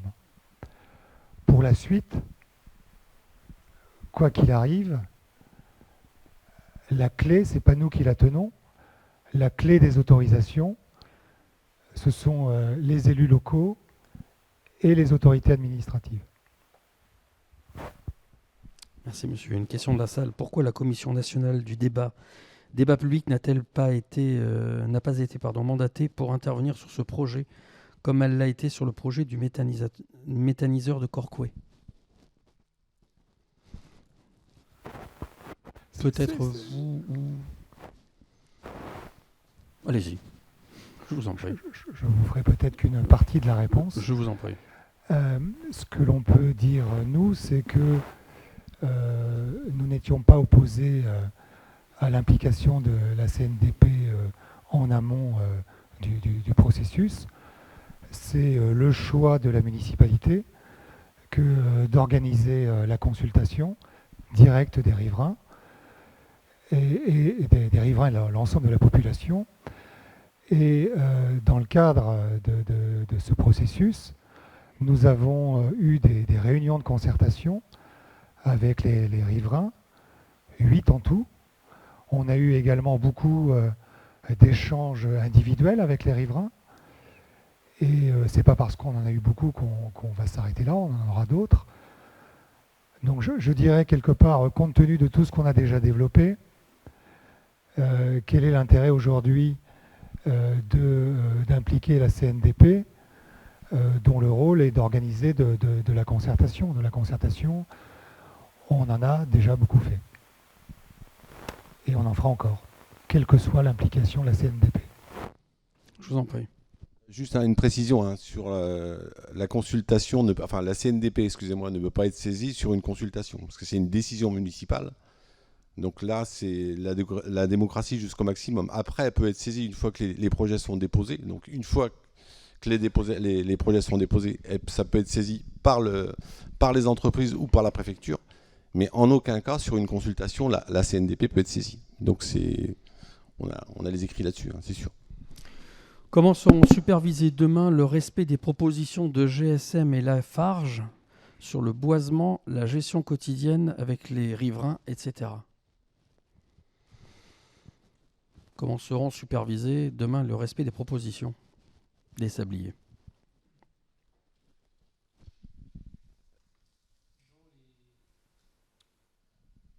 Allumé, ça marche mieux. Dans les engagements qu'on a listés à la fin de la présentation. Attendez, vous devez être en limite d'antenne en fait, donc on va vous donner un micro filaire, ça va être plus simple. Prenez le mien.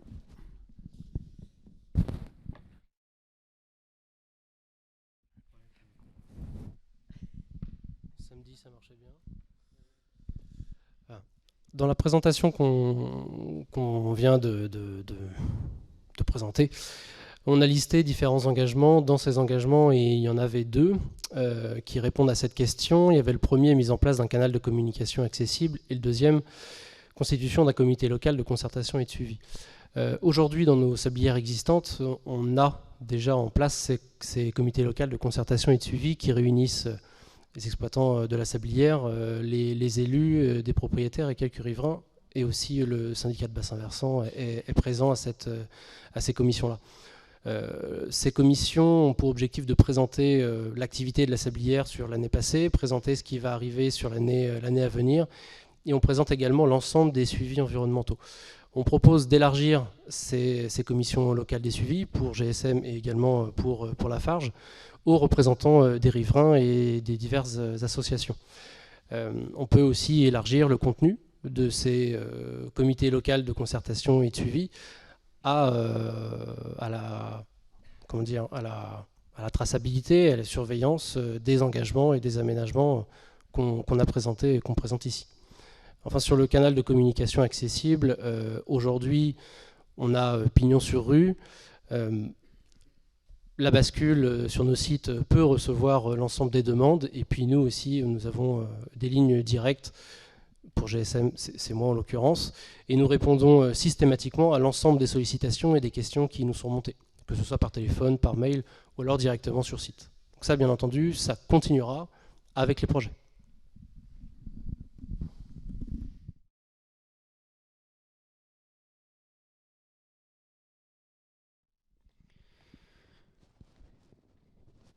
Les Colombanais s'exprimeront le 9 janvier. Quelle sera la position des acteurs autour de la table suite au positionnement des Colombanais? Les sabliers respecteront-ils l'expression des votants si le résultat est négatif pour eux? La question est double, la seconde, je la poserai dans quelques secondes. Qui veut répondre?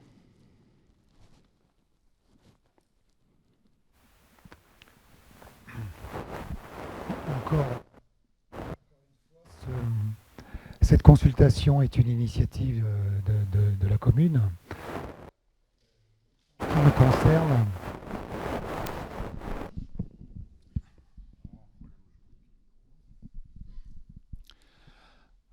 En ce qui nous concerne, ce projet est crucial puisqu'il s'agit de maintenir une activité existante, pas d'en créer une autre. Donc, si la question c'est de s'engager à renoncer définitivement à travailler sur la pérennisation du site, je suis obligé de répondre par la négative. Alors, je ne sais pas par quel moyen, mais c'est trop important pour nous.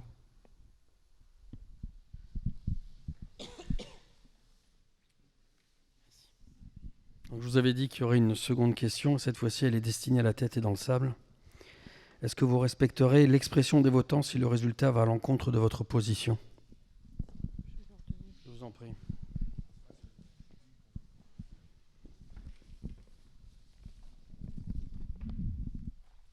Nous sommes sur la même position que les porteurs de projet, effectivement. Si le vote est oui, extension des carrières, le combat n'est pas terminé pour nous.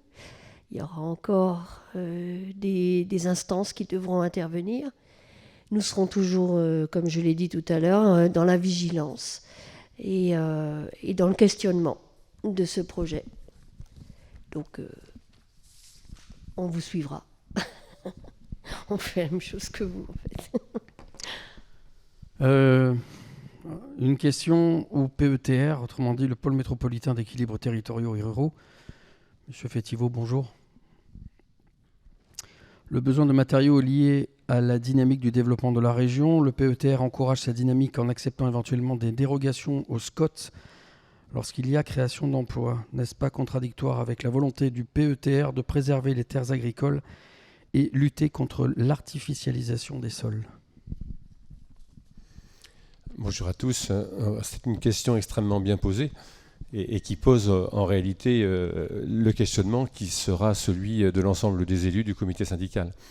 Alors c'est vrai que dans son document d'orientation et d'objectifs, je le disais samedi, les élus donc constituant le PETR, donc le PETR, c'est le pôle d'équilibre territorial et rural, qui effectivement correspond au PIDRE et qui a en charge effectivement le SCOT, a dans son document d'objectifs affirmé effectivement son soutien au développement économique, mais en même temps, effectivement, et dans le développement économique, il y a aussi le développement agricole, et donc en même temps, effectivement, assumer le fait qu'il fallait donner de la perspective à l'ensemble de la filière agricole, et c'est la raison pour laquelle les élus se sont prononcés sur cette notion d'agriculture pérenne, et donc 97% des territoires agricoles ont été positionnés en agriculture pérenne, pour donner effectivement de la perspective et de la lisibilité à la filière agricole.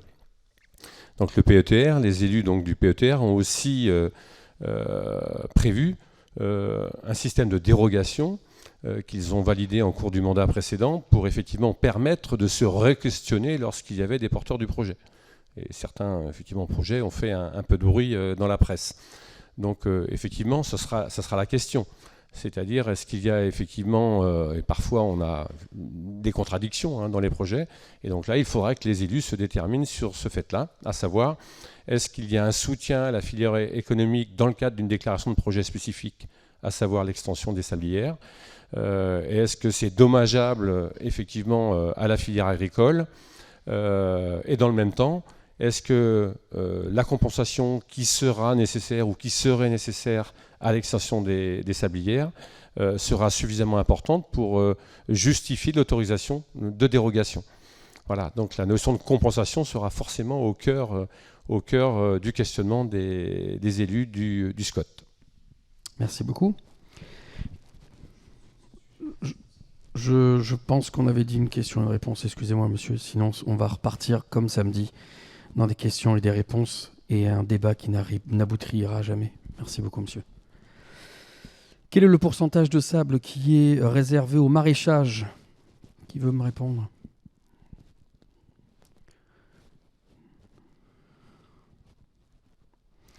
Quel est le pourcentage de sable qui est réservé au maraîchage? Aujourd'hui, les besoins des maraîchers sont de l'ordre de 20 à 25% de nos sables produits sur nos sablières. Merci beaucoup. Voilà.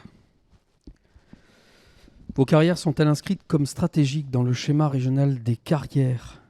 Schéma qui fixe les carrières indispensables à l'approvisionnement des Pays de la Loire. Je pense que... Cette notion de, comment vous avez dit, d'intérêt stratégique? Vos carrières sont-elles inscrites comme stratégiques dans le schéma régional des carrières? Stratégiques. Ça n'existe pas, ce concept dans le schéma des carrières. Ok. Schéma qui fixe donc les carrières, effectivement. Mais donc ça n'existe pas comme concept. Non, ce concept n'existe pas. Par contre, ces carrières sont considérées comme d'intérêt général, puisqu'elles répondent à un besoin incontournable, celui de la construction, qu'elles permettent d'y répondre en proximité, c'est-à-dire en réduisant la pollution liée au transport, et qu'en plus elles emploient des personnes. Une question qui est destinée à la société Lafarge. Alors, peut-on connaître le chiffre d'affaires annuel et la part investissement local? C'est la question. Bien évidemment que le chiffre d'affaires est une donnée confidentielle que je ne vous transmettrai pas.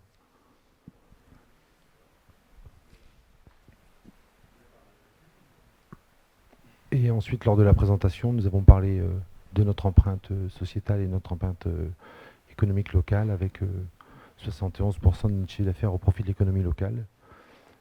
Après, quel est le chiffre d'affaires? C'est confidentiel. D'accord. Une question au CPIE. Oui, Monsieur Durand. Quels sont les impacts négatifs des carrières sur la biodiversité? Les impacts négatifs peuvent être de plusieurs ordres.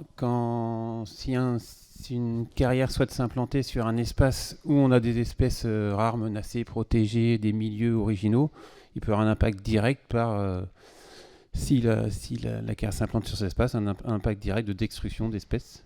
Donc ça, et voilà. Et d'autres impacts peuvent être au cours de l'activité, si des espèces s'implantent et il y a des originalités, des espèces rares menacées pareil, qui sont là, l'effet des fois des réhabilitations à vocation agricole, de retour à des terres agricoles par exemple, peut avoir un effet néfaste sur la biodiversité, et c'est là où deux considérations qui peuvent être importantes peuvent s'entrechoquer et arriver à des difficultés de conciliation des enjeux. Et une toute petite remarque par rapport à ça, quand j'entends par exemple l'idée de reboiser, c'est vrai que dans l'esprit des gens, c'est une notion importante. Enfin, on reboise, on va faire de la biodiversité. Il y a la notion quand même de sur quel espace on va reboiser. Il y a des espèces potentielles sur ces espaces. Reboiser, ça fait un milieu fermé qui ne vont pas être adaptés à des espèces de milieux ouverts qui pourraient être déjà là. Enfin voilà, il y a toutes ces notions-là qui ne sont pas faciles forcément à concilier et qu'il faut avoir bien en tête quand on travaille à tout ça. Merci beaucoup. Dans l'hypothèse où les deux sabliers cessent leur activité, quelles seraient les conséquences sur les grands chantiers du département? Exemple, le lycée de Saint-Philbert, le CHU de Nantes, annulation ou surcoût des matériaux pour acheminement plus éloigné des sablières de Vendée, etc. Question posée par la salle. Qui peut répondre à ça?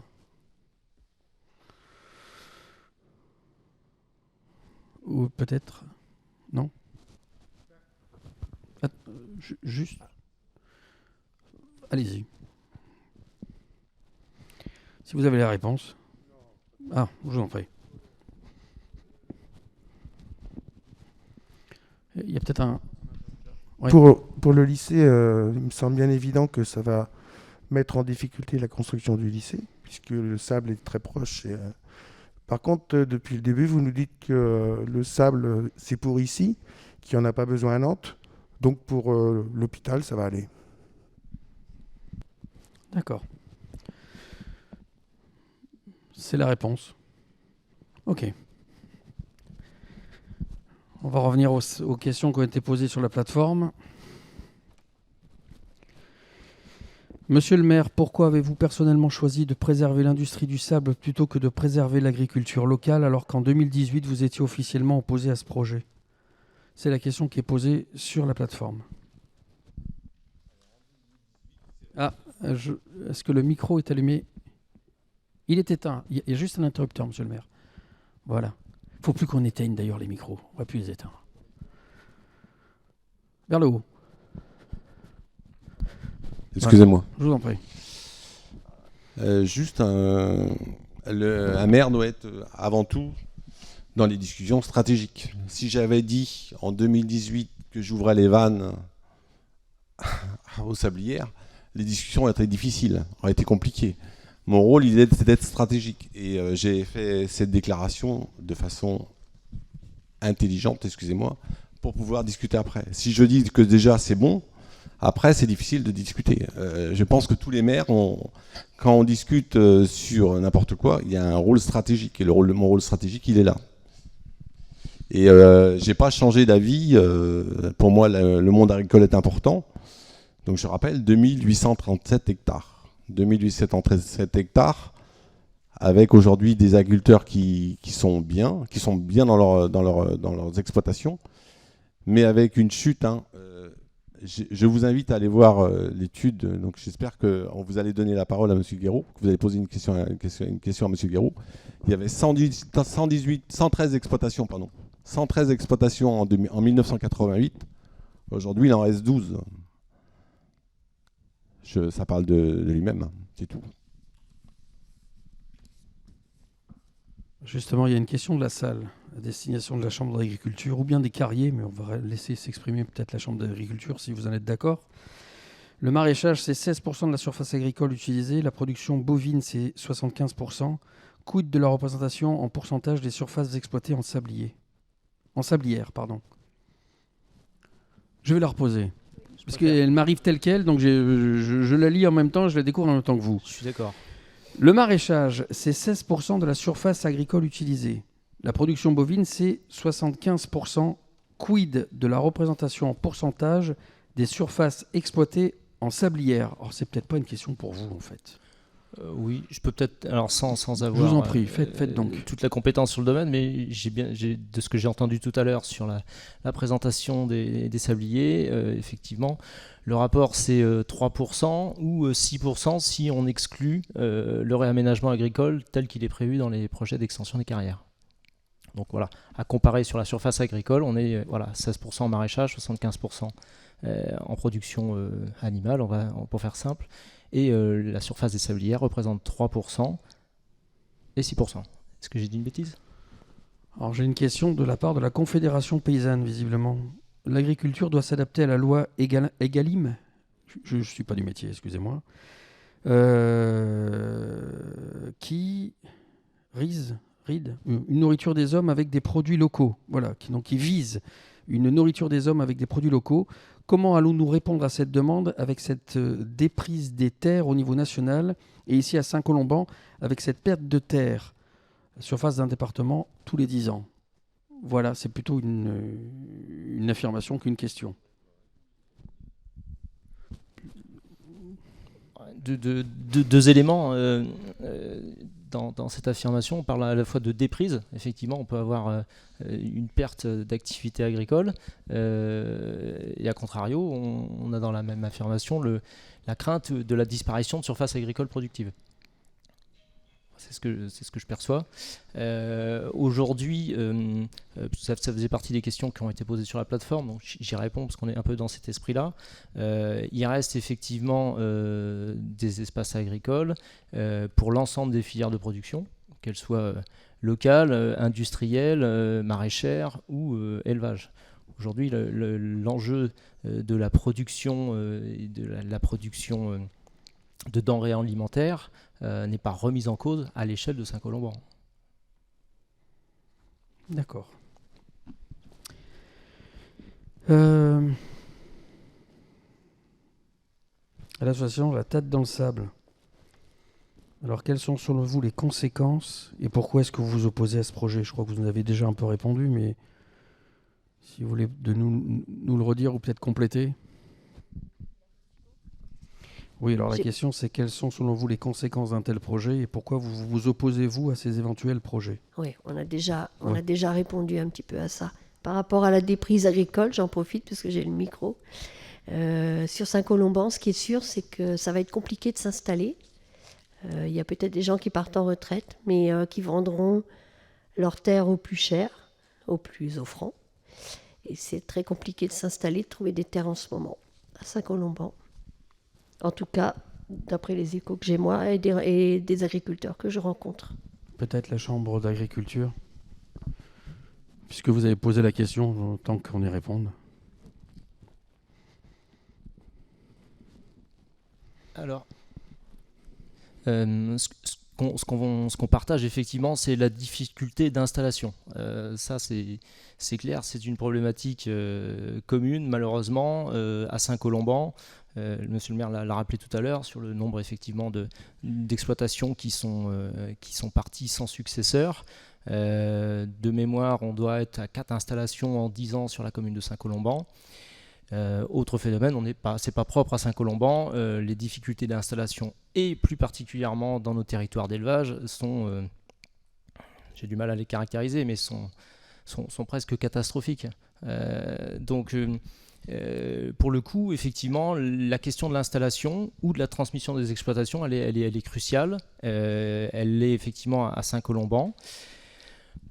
Après, je ne suis pas sûr que ce soit uniquement la question ou la rareté ou le prix du foncier qui limite ou qui conditionne les non-installations en milieu d'élevage. Pour preuve, malheureusement pour exemple, on doit avoir une centaine d'inscrits de jeunes qui sont dans le parcours à l'installation pour s'installer en exploitation agricole. Sur cette centaine de jeunes, je crois qu'on a identifié 7 projets en élevage. Sur les 7 projets en élevage, je crois qu'il y en a 6 qui sont déjà sur des exploitations, c'est-à-dire sur des reprises d'exploitation familiale. Donc concrètement, pour l'année à venir, on a un candidat en parcours de formation, je vous rassure, il y en aura d'autres, j'espère, qui est destiné ou qui est déjà prédestiné à s'installer en élevage. On a aujourd'hui sur le département d'inscrits plus de 110 exploitations qui sont à reprendre, qui cherchent des successeurs. Certaines sont inscrites à ce répertoire installation depuis déjà 3 ans sans véritable perspective. Donc effectivement, l'installation, c'est la préoccupation commune pour nous tous, et elle est d'autant plus difficile en élevage. Une question qui vient de la salle, mais qui va grouper et qui va doubler avec une question qui a été posée sur la plateforme. Quel usage pour les futurs plans d'eau de réaménagement, notamment en termes d'exploitation ?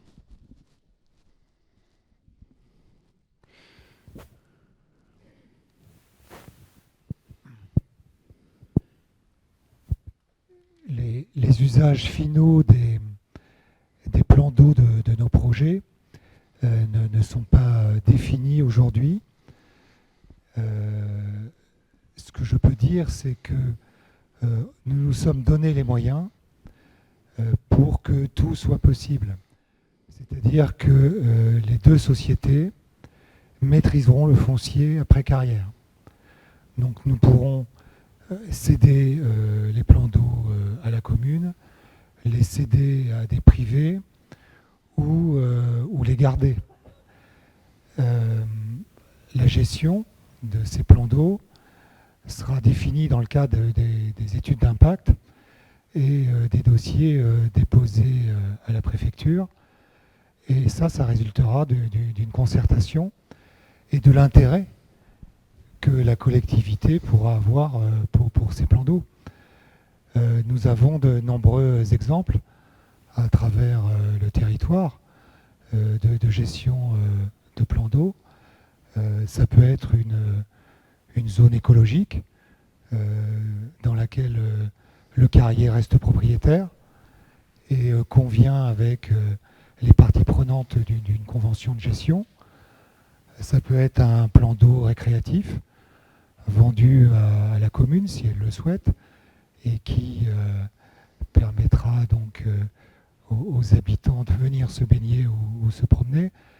Encore une fois, tout est ouvert et tout est possible parce que nous sommes donné les moyens de maîtriser le foncier. GSM a l'autorisation d'accueillir 225 000 tonnes de déblais inertes du CHU de Nantes. Pouvez-vous nous assurer que ces matériaux ne sont pas pollués ?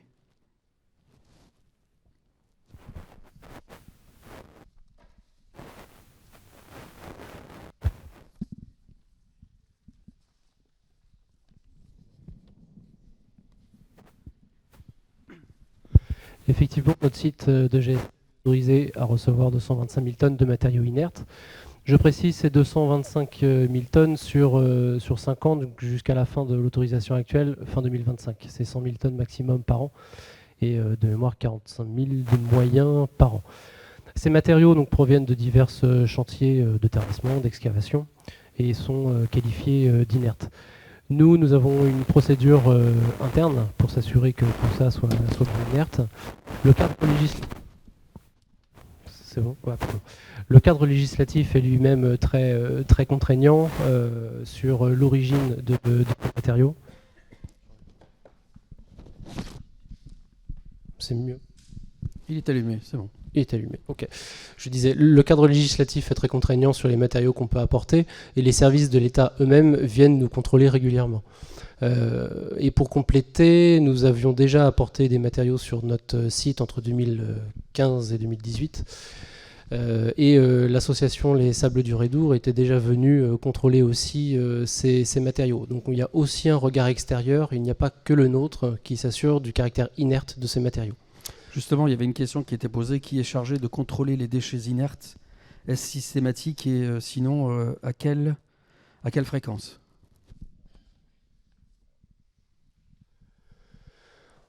Alors, pour contrôler ces matériaux, il y a différents échelons. Il y a d'abord le producteur des matériaux qui doit lui-même s'assurer du caractère inerte. S'ils ne le sont pas, il a l'obligation de l'orienter vers les filières adaptées, ce que nous ne sommes pas.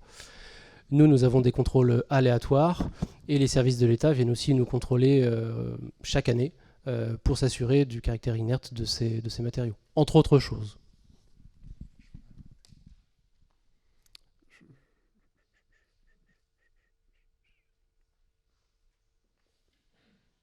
Je voudrais apporter un complément pour éviter les confusions. En ce qui concerne le chantier du CHU, il ne s'agissait pas d'enfouir les matériaux qui en venaient, mais de les valoriser. C'est-à-dire que nous avons récupéré ces matériaux qui, pour l'essentiel, étaient du sable, puisque extraits dans le lit majeur de la Loire, et nous les avons valorisés dans nos installations. Donc ça aussi, c'est une démarche qui a permis d'économiser du gisement et voilà, qui permet de valoriser toutes les ressources possibles. Vous prévoyez de remblayer pour arriver à plus de 60 hectares remis en agriculture. En combien de temps et pour quelle agriculture?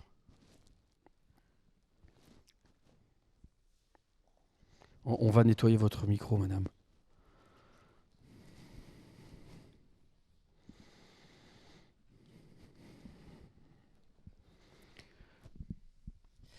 Donc le réaménagement, il est coordonné au niveau de l'exploitation, que ce soit chez GSM ou chez Lafarge, on a déjà des terrains qui ont été rendus à l'agriculture. Donc on n'attend pas la fin de l'autorisation préfectorale pour le faire. Donc ça sera dans l'étude, ça sera le phasage de l'exploitation, dans le cadre du projet qui sera instruit avec les différentes études complémentaires, avec notamment l'hydrogéologie et autres. Donc c'est eux qui vont déterminer à quelle fréquence et dans quel cadre on réaménage, mais c'est bien un réaménagement coordonné. Quel type de culture on y fait? Pour parler là récemment, donc on a réaménagé un terrain en 2021. La première année, c'est plutôt un mélange type fétuque, régras, de l'herbe pour en faire devenir une prairie. On évite de mettre des animaux la première année, voire la deuxième année, parce que les animaux piétinent les terrains. Donc en fait, on évite tout simplement la prairie, on préfère faire du fauchage ou de laisser en place. Et au bout de la troisième année, on peut très bien imaginer soit du pâturage ou soit une mise en culture. Après, si vous voulez un peu plus de précision, je sais que la Chambre d'agriculture, M. Guéraud, pourra répondre sur les types de cultures, ils ont l'expérience également. Mais voilà, si d'autres informations, M. Guéraud. Mais est-ce que vous allez être d'accord, une deuxième réponse à cette question par la Chambre d'agriculture? Je pense que personne ne sera contre. Alors, deux éléments de réponse. Le premier sur l'aspect technique. Effectivement, on a eu l'occasion à la première réunion d'avoir à peu près la même question.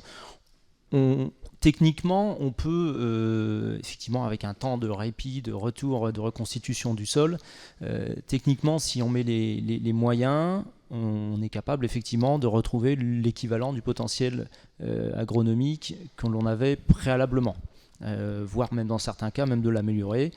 Dans d'autres, effectivement, on peut décider d'avoir un potentiel moindre selon le type d'activité qu'on va avoir. Donc techniquement, on est capable de reconstituer un sol, même si effectivement la vie biologique et l'héritage des années sur ces sous-sols peuvent être longs à reconstituer.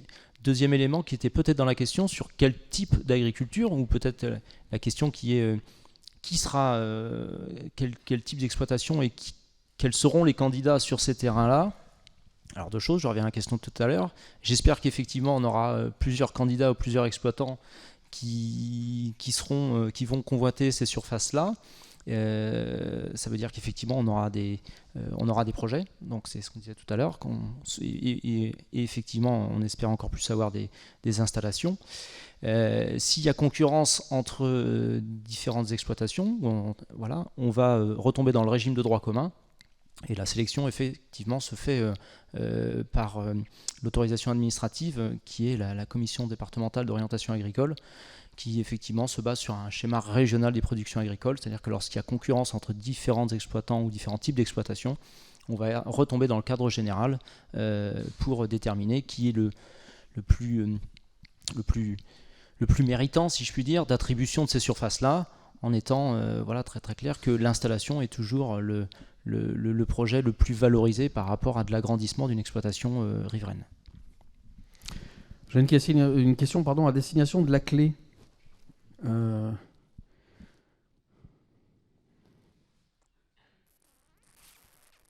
Des extensions avant la fin de votre étude PTGE vous paraissent-elles raisonnables? Pardon. Je la repose telle quelle. Des extensions donc des sablières avant la fin de votre étude PTGE vous paraissent-elles raisonnables? Je ne sais pas si c'est le mot raisonnable sur lequel il faut répondre. En tous les cas, ce que prévoit le législateur, c'est qu'un projet territorial doit être concerté entre l'ensemble des acteurs et obéir à un certain nombre de phases au cours desquelles les acteurs s'entendent, se répondent pour construire un projet qui leur soit commun et qui, à terme, définisse les usages en équilibre entre besoins et ressources disponibles dans une perspective de durée, de durabilité. C'est le principe même du projet territorial de gestion des eaux défini par le législateur.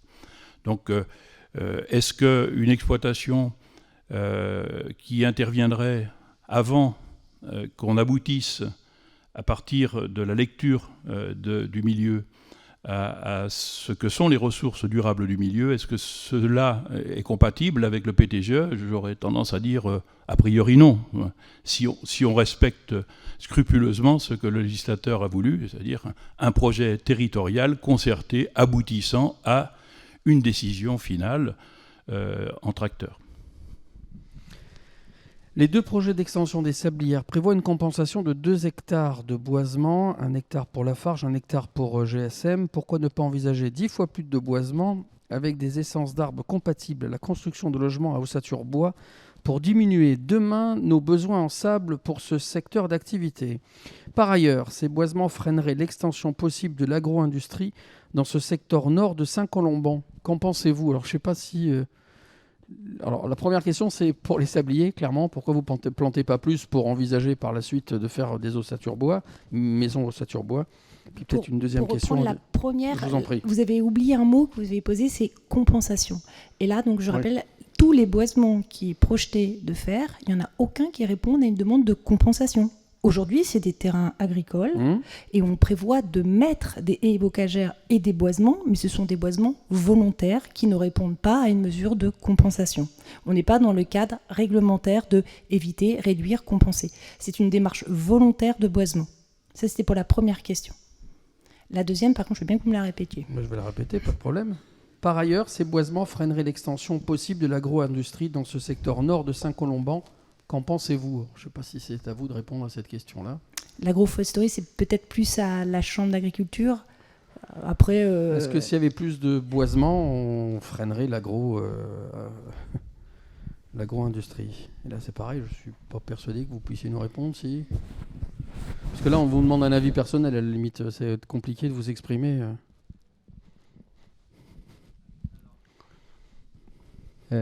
Effectivement, je ne vais pas vous donner ni une position politique qui serait celle des élus de la Chambre. Bien sûr. On peut répondre effectivement dans l'absolu. On a effectivement cette concurrence entre du boisement et de l'activité agricole. Ce n'est pas qu'à Saint-Colomban, ça peut arriver ailleurs. De la même manière qu'on l'a dit tout à l'heure, le boisement géré, notamment à destination de la construction, fait partie aussi des activités agricoles, même si ce sont des activités sylvicoles. Voilà.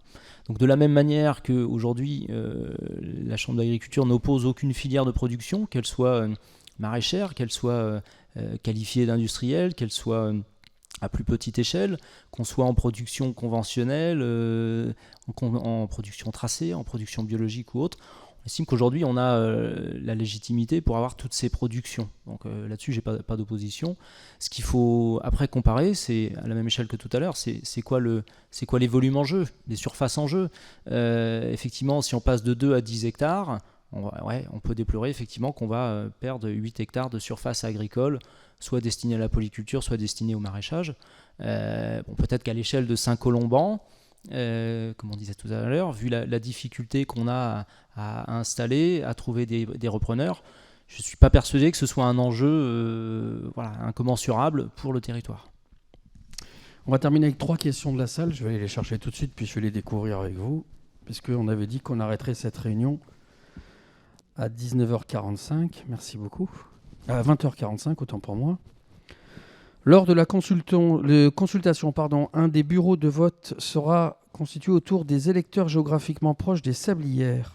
Pour quelle raison ? Est-ce à dire qu'au final, toutes les voix exprimées n'auront pas la même importance aux yeux des membres du conseil municipal ? Alors, comme je l'ai dit tout à l'heure, c'est un avis de la population. Et l'intérêt, c'est d'avoir, c'est au départ, clairement, c'était d'abord interroger les principaux intéressés que sont les riverains. Donc, pour nous, il a une valeur intéressante de savoir ce que pensent les riverains de cette possible extension. Ça veut dire quoi ? Ça veut dire que, en termes démocratiques, c'est-à-dire qu'une voix égale un homme. Donc mais c'est vraiment l'intérêt de connaître l'intérêt des riverains sur ce sujet-là. S'il y avait vraiment un non ou un oui très fort, il faudrait peut-être s'en saisir. Pour les carriers, si selon vous, il n'y avait pas d'impact sur les nappes et l'alimentation en eau, comment expliquez-vous que Lafarge ou GSM ont financé des branchements SOR et des remplissages de mares et bassins à des riverains ?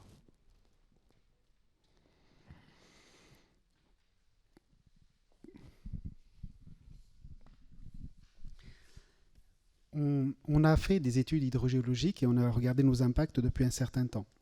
On a aussi expliqué que si sur le long terme, on n'avait pas d'impact, on s'est aperçu qu'on pouvait avoir des impacts à certains moments, des impacts transitoires. Par le passé, alors qu'on ne maîtrisait pas aussi bien les techniques qui viennent d'être évoquées, c'est-à-dire les barrières hydrauliques, on a souhaité répondre favorablement à ces demandes parce qu'on était en incapacité de mesurer et d'apporter des réponses précises. On ne s'est pas soucié à l'époque de savoir si c'était nous qui avions l'impact que pour nous ou si c'était autre chose. Certaines études qui ont été faites par la suite ont démontré que ce n'était pas que de notre fait et que c'était une conjonction d'événements aussi climatiques qui importaient. Donc c'est pour ça qu'on avait fait cette démarche qui nous semblait une démarche responsable. Merci beaucoup. Ce sera la dernière question. Elle est à destination du PETR. La communauté de communes Sud-Estuaire, par exemple, va participer à la décision sur ce projet. Elle est pourtant distante de plus de 50 km. En revanche, la communauté de communes Terre de Montaigu, qui touche le projet en limite, n'aura pas de part à la décision. Trouvez-vous cette situation logique et envisagez-vous d'y remédier ?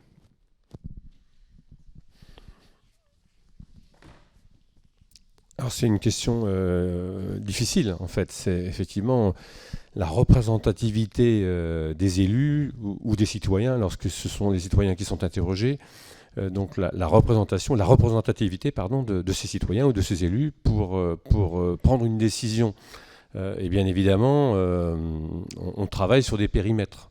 Là, en l'occurrence, Saint-Colomban fait partie de Grandlieu Communauté, laquelle communauté de communes fait partie du SCOT du Pays de Ré. Donc c'est bien le SCOT du Pays de Ré qui est compétent pour prendre une décision réglementaire, administrative, au regard d'un projet qui est situé sur le territoire. Mais ça n'empêche pas Terre de Montaigu d'avoir un avis, mais ce n'est pas eux effectivement qui auront effectivement une réponse à donner sur cette question-là. Bon, je me tourne vers la table des questions de la salle. Est-ce qu'il y avait encore une ou deux questions ? Je crois qu'on a un peu de temps. Quelle heure est-il ? 20h37, on va peut-être répondre encore une ou deux questions. On était là pour ça. Avant de donner la conclusion à Monsieur le maire. Merci.